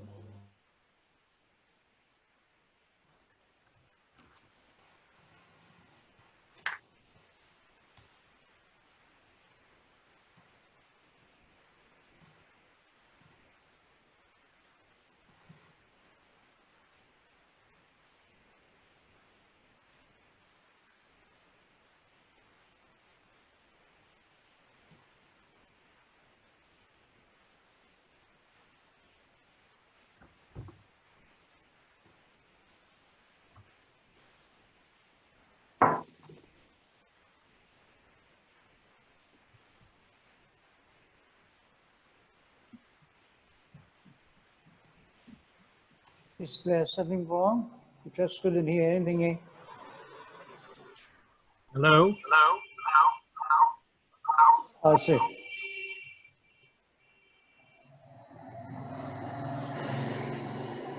Do you hear me? I can hear you, but yes. But Have we? who is lost? Oh, okay, they're back again. Okay. Yes, that I say that veteran is the people who value most peace now, but still now actively engaged in our work, everyday work for better relationship between our two countries, and they still a pioneer in new activity for future of our relationship. Now, John, we have on our side 2 more speakers. How do you think we continue with any I think it's fine if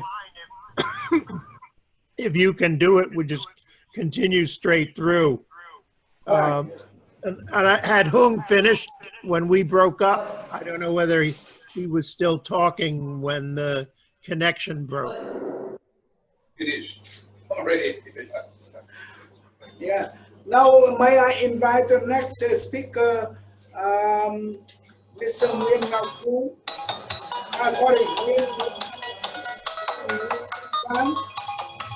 To share with us on the memory of cooperation, starting cooperation with can say that, in the field of education, in the field of working out English teaching program and etc. So please, may Okay. listen to you. Thank you. Thank you, Ambassador Chien and John. And hello, everyone, for inviting me to attend it, to participate in this webinar. I'll be very, very brief because Mr. Xuan Hong, Ambassador Bang, and Mr. Hong also mentioned something about education, the cooperation between Vietnam and the US before the normalization. I studied at the university and also worked at the university during a very difficult time, from 75 to now, during the years of 70s and 80s. During the time, I think that things moved faster in the process of normalization when the 6th Congress was held in 1986. So then and before that, we had assistance from other countries, officially, unofficially. I mean, at that time, our university had a project with Australia, and they assisted us via UNDP because of the embargo. So the embargo has restricted Vietnam in many, many ways of getting assistance from the world around the world. And I met John in, I think, 1998, 1999, I can't remember. But we have very good experience. We also have bitter experience at that time because the two governments, US and Vietnam, I think they were trying to test each other, or they were not having a good mutual trust. But NGOs, organizations, individuals in the US came to Vietnam through NGOs. For example, MCC. We had the first teacher from MCC in 1989, and I was working as an international relations officer, helping this teacher to settle in Kim Lin Hotel, and she cycled to the university to teach every day. But in 1990, it was very pity that she was kicked out of Vietnam because using, I don't know, I was studying in Australia at the time, and she was accused of using newspaper cuttings for teaching. That's what I heard. But this was a bad experience, and I think that at that time it was something that the US government was doing to Vietnam, and Vietnam was doing something in return. But we have a saying that once bitten, twice shy.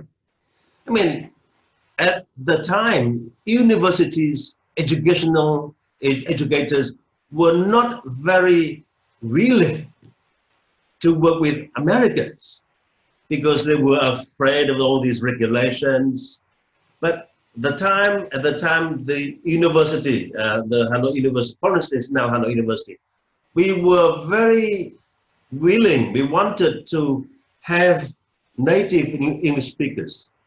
So with a green light from the Ministry of Education and Training, we sent a letter. We met with the people from VIA, Volunteers in Asia, and we had the first volunteer in Asia in Vietnam to teach at my university. And then she became the director of the country, and then more teachers for other universities came in the years to come after 1990.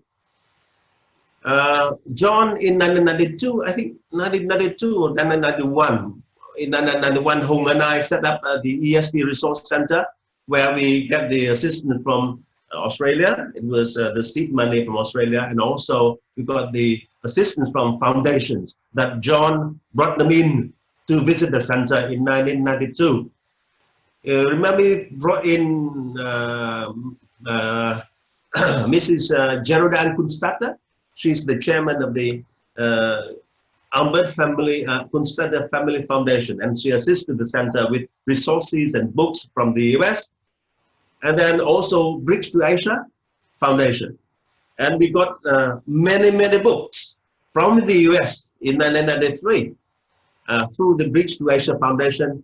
Hong and I got the books, we classified the books, you know, going all through this lengthy process at the customs clearance, and then help distribute the books to universities in Da Nang, in Bách Khoa, in Ho Chi Minh City. These engineering books, you know, very good books, used book, news book, also new books. I think, remember, we had about 14 tons of books donated by Bridge to Asia Foundation. The shipment was paid by Kunstler Family Foundation. So this is a combination of different efforts from NGOs.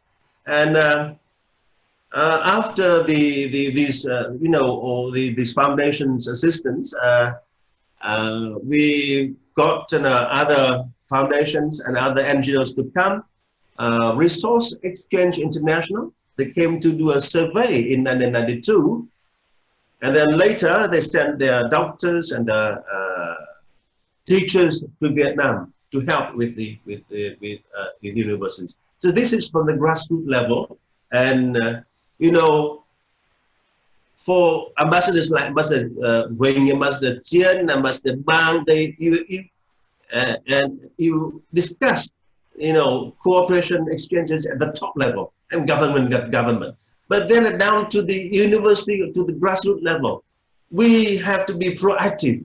Otherwise, you know, it takes two to tango. If the assistance is not well received in Vietnam, and then we may upset the American friends. Also, they come here, they came to Vietnam, they come to Vietnam, and then with all their enthusiasm and their effort and the money to come to help Vietnam.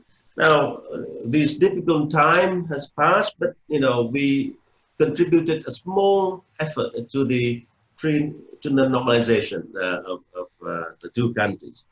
Education is always considered the top priority, national priority. But in the old days, this was not so. But now we are very glad that education is still considered the top policy, but we need more assistance, more attention, and more care for education. Education is education is the key. And in many conferences and forums, education is the key to help Vietnam and the US to stay together, close together. And I'm very proud to say that now, after 25 years of normalization, Vietnam is ranked number 5 of the students in the US, after China, India, Korea, Saudi Arabia, and number 5 now. I mean, last year, with more than 30,000 students studying in the US. But yesterday, you know, Trump sent out a policy that, you know, the students will lose the visa if they study online from this autumn. This is not good. But anyway, most programs, joint training programs in Vietnam are with the US.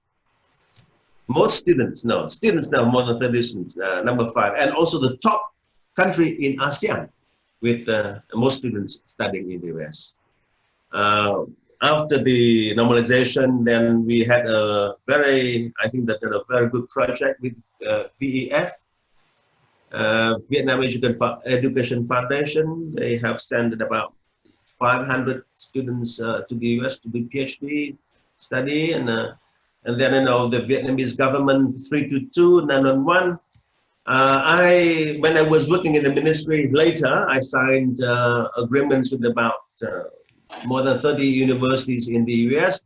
They supported, they helped, they assisted, they contributed to the cost of training PhD students in the US with Vietnamese government. So, something to share with you. Thank you very much. John, I remember in 1989, we were sent to Tây Hồ Villa with all this equipment who mentioned earlier. But I don't know where the equipment went, but books, equipment, assistance to the universities. But at that time, it was difficult. We understand that, you know, everyone was, the two government was trying to build trust. And when the trust is not there, things may happen. So thank you very much. Thank you, Mr. Van. I think we went so far from that point that you appear in the field of education cooperation with America. And you know that US, I fully agree with you that we have to pay more attention to education effort. Officially, of course, our government and people put to the fore the cooperation, the improvement and development education. And now US, as you mentioned, the most important hub of, for our students yes. in the world. Yes. That's right. So I wish you big success. No, I have retired. Now I do nothing. I retired 3 years ago.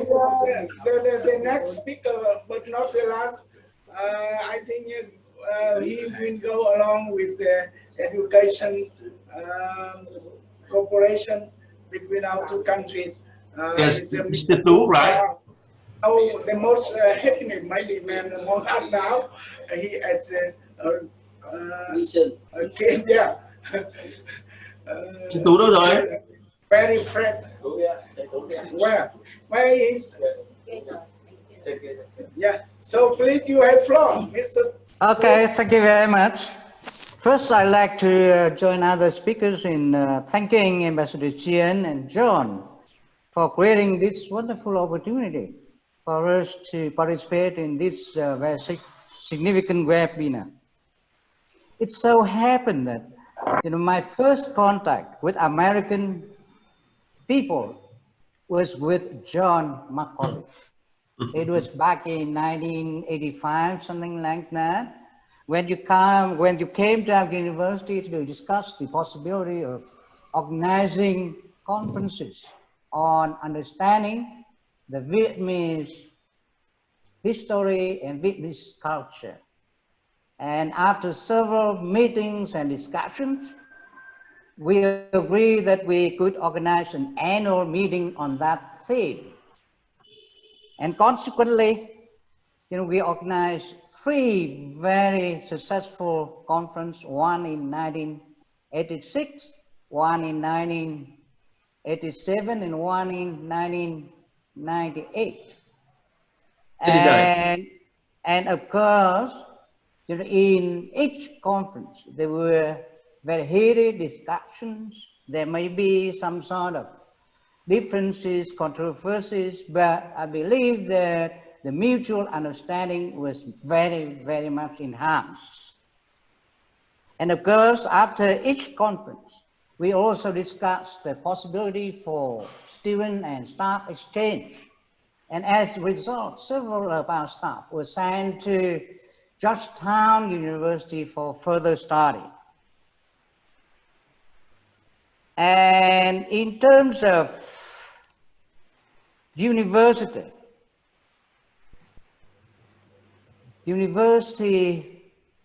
cooperation, I think that the first links with American universities that we did was through professors who participated in our conferences. And that was really very meaningful. And now it is really very interesting for us to recall that most of the MOUs, MOAs that we signed with American institutions, we focused on 4 areas. The first one, student and staff exchange. Second one, co-organizing academic and scientific workshops or conferences. And the next one is joint research projects in the fields of common interests. And the last one, provision of books to libraries. With a few MOUs or MOAs, we could materialize all those 4 areas. With others, we just carry out 1 or 2 areas, while the remaining ones were just put into the drawers, office drawers. That is what we often said to one another in a joking way. The typical successful example of that is with the University of Oregon Eugene. Under the project University of Oregon, Vietnam University 60 project, late Professor Robert Bradford and late Dr. Steve Swenson organized a series of symposia entitled U.S.-Vietnam Relations, Bridging the Gap, with the participation of a lot of American professionals and a lot of university scholars and some leading professionals or high-ranking officials from Vietnam, and of course with scholars from our university. And of course, unlike other conferences that we participated in organizing, these symposia were held in USA, not in Vietnam. And I think that all the academic and scientific conferences that we held with our American colleagues often led to, as I have mentioned earlier, heated discussions, controversies, revealed differences in views and ideas, and however, they were really beneficial for all participants and enhanced mutual understanding, and I believe that contributes to the normalization of our two countries. And in terms of staff and student exchange programs, some of them are both ways. That is, we send our students to our partner university and we receive their students to our university for further study. And some of them are just one way. That is, we just receive their students to our university for further study, chiefly in the Vietnamese studies. Or we just send our students to their universities for degree programs. And it should be noted that most of our students and staff who were sent to American universities were provided with full scholarships, because as you know that at that time, all universities in Vietnam were really very poor. They just couldn't have money, to provide any scholarships to their students. And I think that the most successful in terms of students and staff exchange was with the University of Oregon Eugene. And with that project, or with that cooperation, we could send something like 35 students and staff for master's, PhD degrees, and even with postdoctoral research. And with this cooperation, we could also send leading professionals and high-ranking officials to this university to teach or to give lectures to the American students there, sometimes for 1 month, and sometimes they stay there for 2 months or 3 months. And by the way, thank you very much, Mr. Nguyen, for your support and very active participation in this project. And you also went there as visiting professors to teach their students, which is highly appreciated. And of course, also within the framework of the cooperation with the University of Oregon Eugene, every year we receive from 15 to 25 students from the University of Oregon Eugene to our university for 1 semester study in Vietnamese studies, of course. That is, they study the Vietnamese language, Vietnamese history, Vietnamese culture. And in the first years, most of our lectures had to be consecutive interpreted because they were not really good at English. And the American students were not really good at Vietnamese. As I have mentioned already, others might be just one way and something like that. And that is true with Harvard Yankee Institute.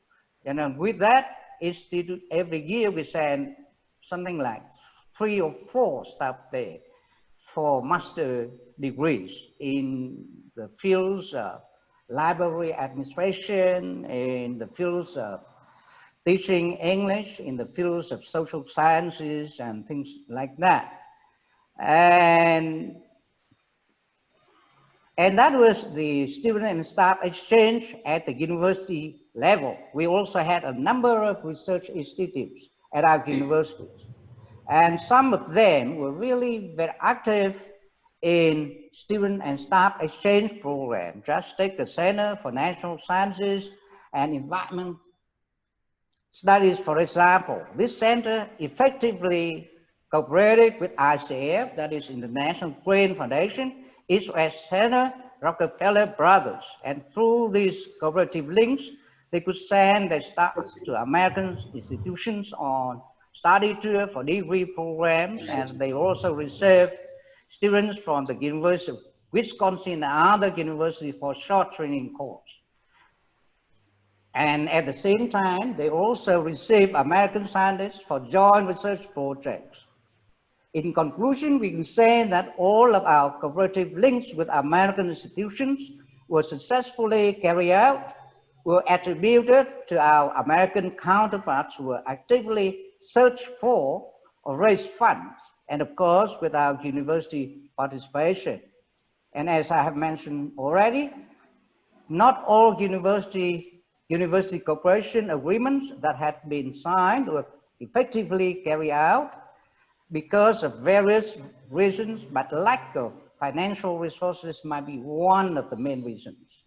However, I believe that those effective, successful ones could make a modest contribution to producing highly qualified human resources to our country and enhance mutual understanding. And we highly appreciate all the effective support and assistance from our American and Vietnamese colleagues and friends. And thank you very much. And that is the end of my... Thank you, Mr. Tu. May I congratulate you with the successful story of your cooperation in the field of human resources development. And thank you very much. Thank you with the first, I can say the title of your is the first educator to visit United States before many years to normalization. Yes, that is what they say, but I'm not really sure whether it was true or not. That was the trip together with Mr. Nguyen here. Yes, back in 1992. 1992, yeah. Yes. That very meaningful and memory and the event.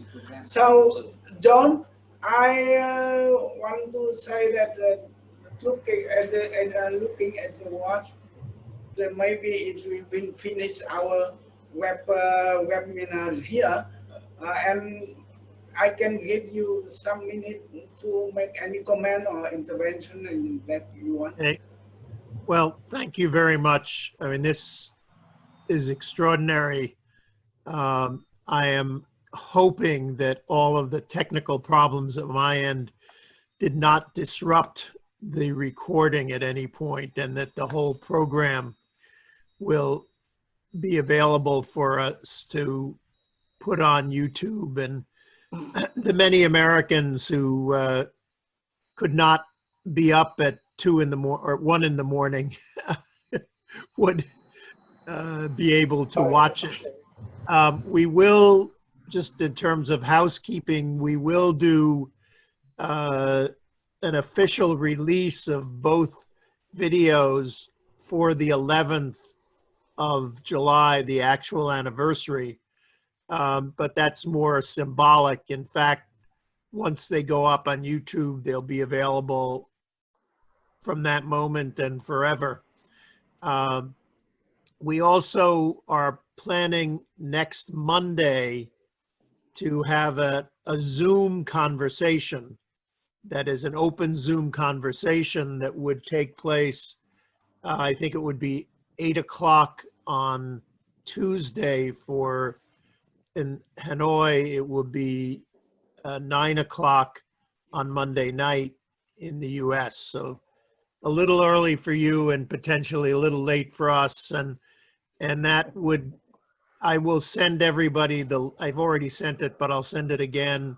It's a different kind of event. People will be freely able to talk among each other.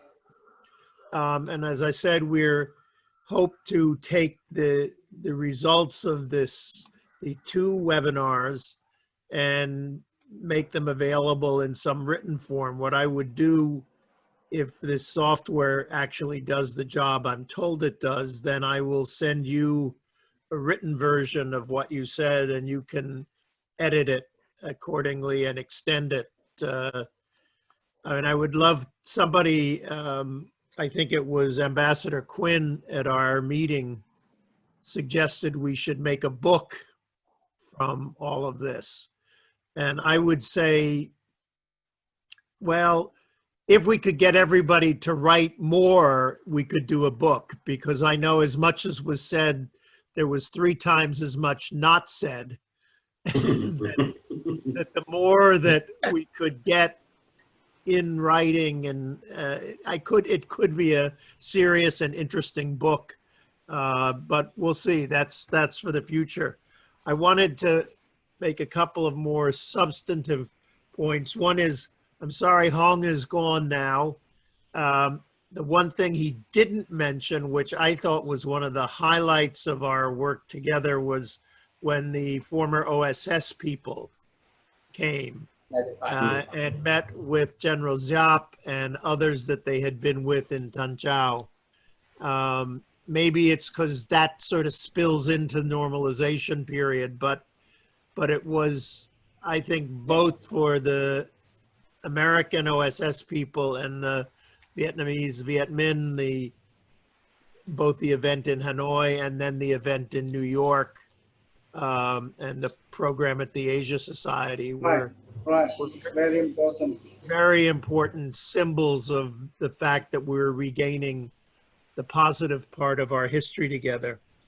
One point, Dr. Fung, you give us credit for something unjustly.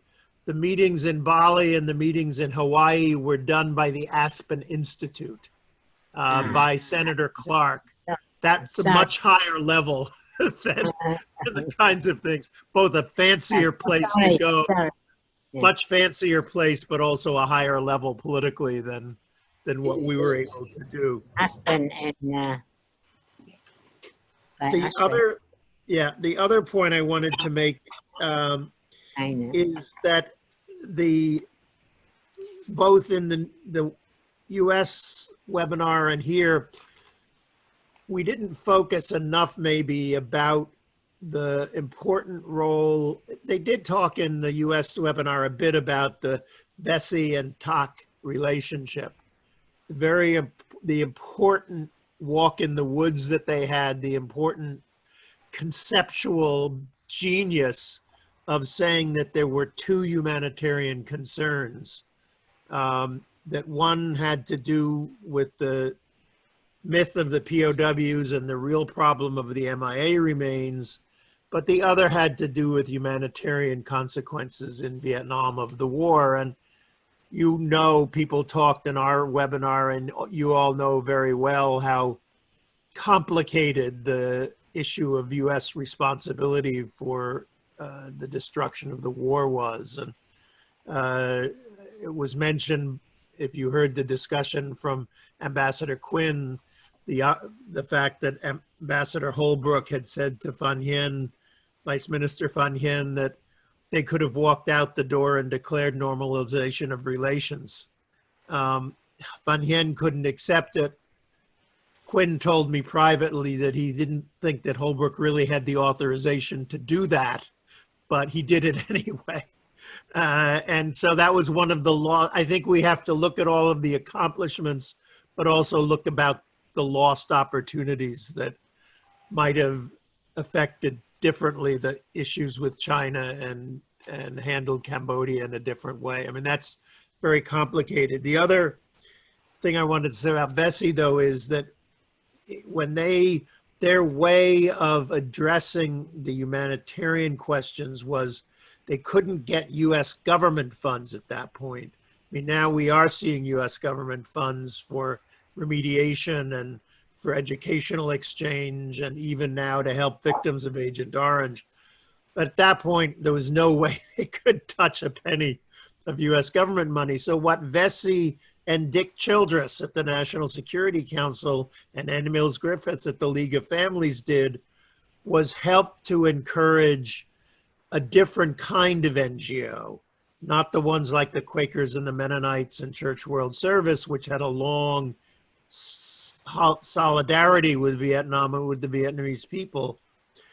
They brought in Larry Ward, they brought in Save the Children, they brought in the Mormons,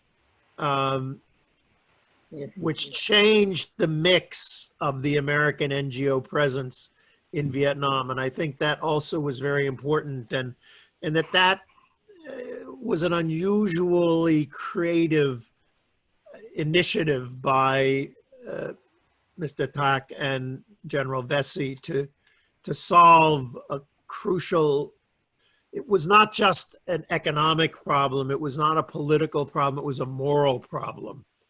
And, you know, the moral problem is not entirely resolved because it is always left behind other priorities. The one primary priority now is the danger posed by China to the people in the region and the danger that poses to US strategic interests. And, you know, it's just reading the news of the last 2 weeks, this problem is potentially getting even more dangerous. So that was the other thing that I wanted to say. I appreciate very much everybody's effort and the fact that,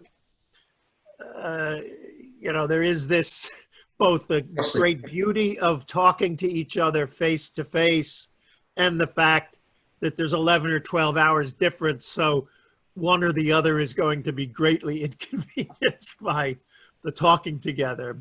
And probably the worst thing is we can't, after these wonderful conversations, go have a bia hoy. That's what's missing.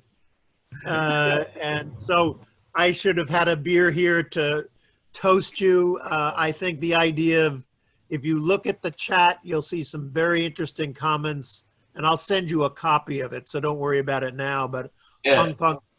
Ang Fang Pho, who is the son of Pho Ba Long, he works in the Commerce Department and was very involved in the early days also.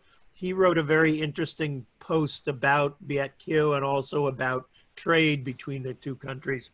And with Mrs. Lan, I think, and I can talk to Ginny about it also, that maybe there is the reason to do a special webinar that would just focus on the economic relationship, both past and current and future. And at the same time, I think the education relationship was both crucially important. And I would note one of the things we did was bring the Encyclopedia Britannica to Cambodia, Vietnam, and Laos. And I can't remember who got them in Vietnam, but I hauled, when the Encyclopedia Britannica was 20 heavy volumes, I brought 1989, yeah? Something like that. Twice to Vietnam, once in the north and once in the south, I'm sure, but also in Nam Phan and Vientiane. And so, you know, that, I think maybe Vang and Susan Hammond have exchanged discussion about the problems now because of our current president with the educational exchange, but I think 4 months from now that will no longer be a problem, or at least it will become no longer a problem after our election. But that's my political bias in the situation. I mean, the reality is, and I think again, maybe Vang and Hung and Susan and others and Alan Goodman might talk about a webinar that just had to do with what was learned from the educational exchanges and how, when they get back to normal next January, that how they can be made even stronger. The other thing, of course, is obviously the Agent Orange landmines, UXO, which continue. It's not the same number of kids and farmers losing limbs as there were 10 or 15 years ago, but it's happening every day, and the cost of Agent Orange is still being paid every day by Vietnamese people and by American veterans. And so maybe there should also be a webinar that looks at those legacy issues, and maybe Susan could work with you, Dr. Fung, and others, and always through VUFO and VUS, which is the glue that makes everything fit together. If we do something on economics, I'm going to try and make sure some of my Cuban friends are at least listening in to the conversation. And I will make sure that they see the YouTube videos of both webinars, because I think they would find it useful to get a sense of how, it took 20 years with Vietnam, but it's been 60 years with Cuba. So Oh, yeah, 60 years. at any rate, that's my preoccupation on another day. And I hope that I wish that we could be there in October for the conferences that And the then US go is to Lee Island. Yeah, at least on Island, I'd like to go to.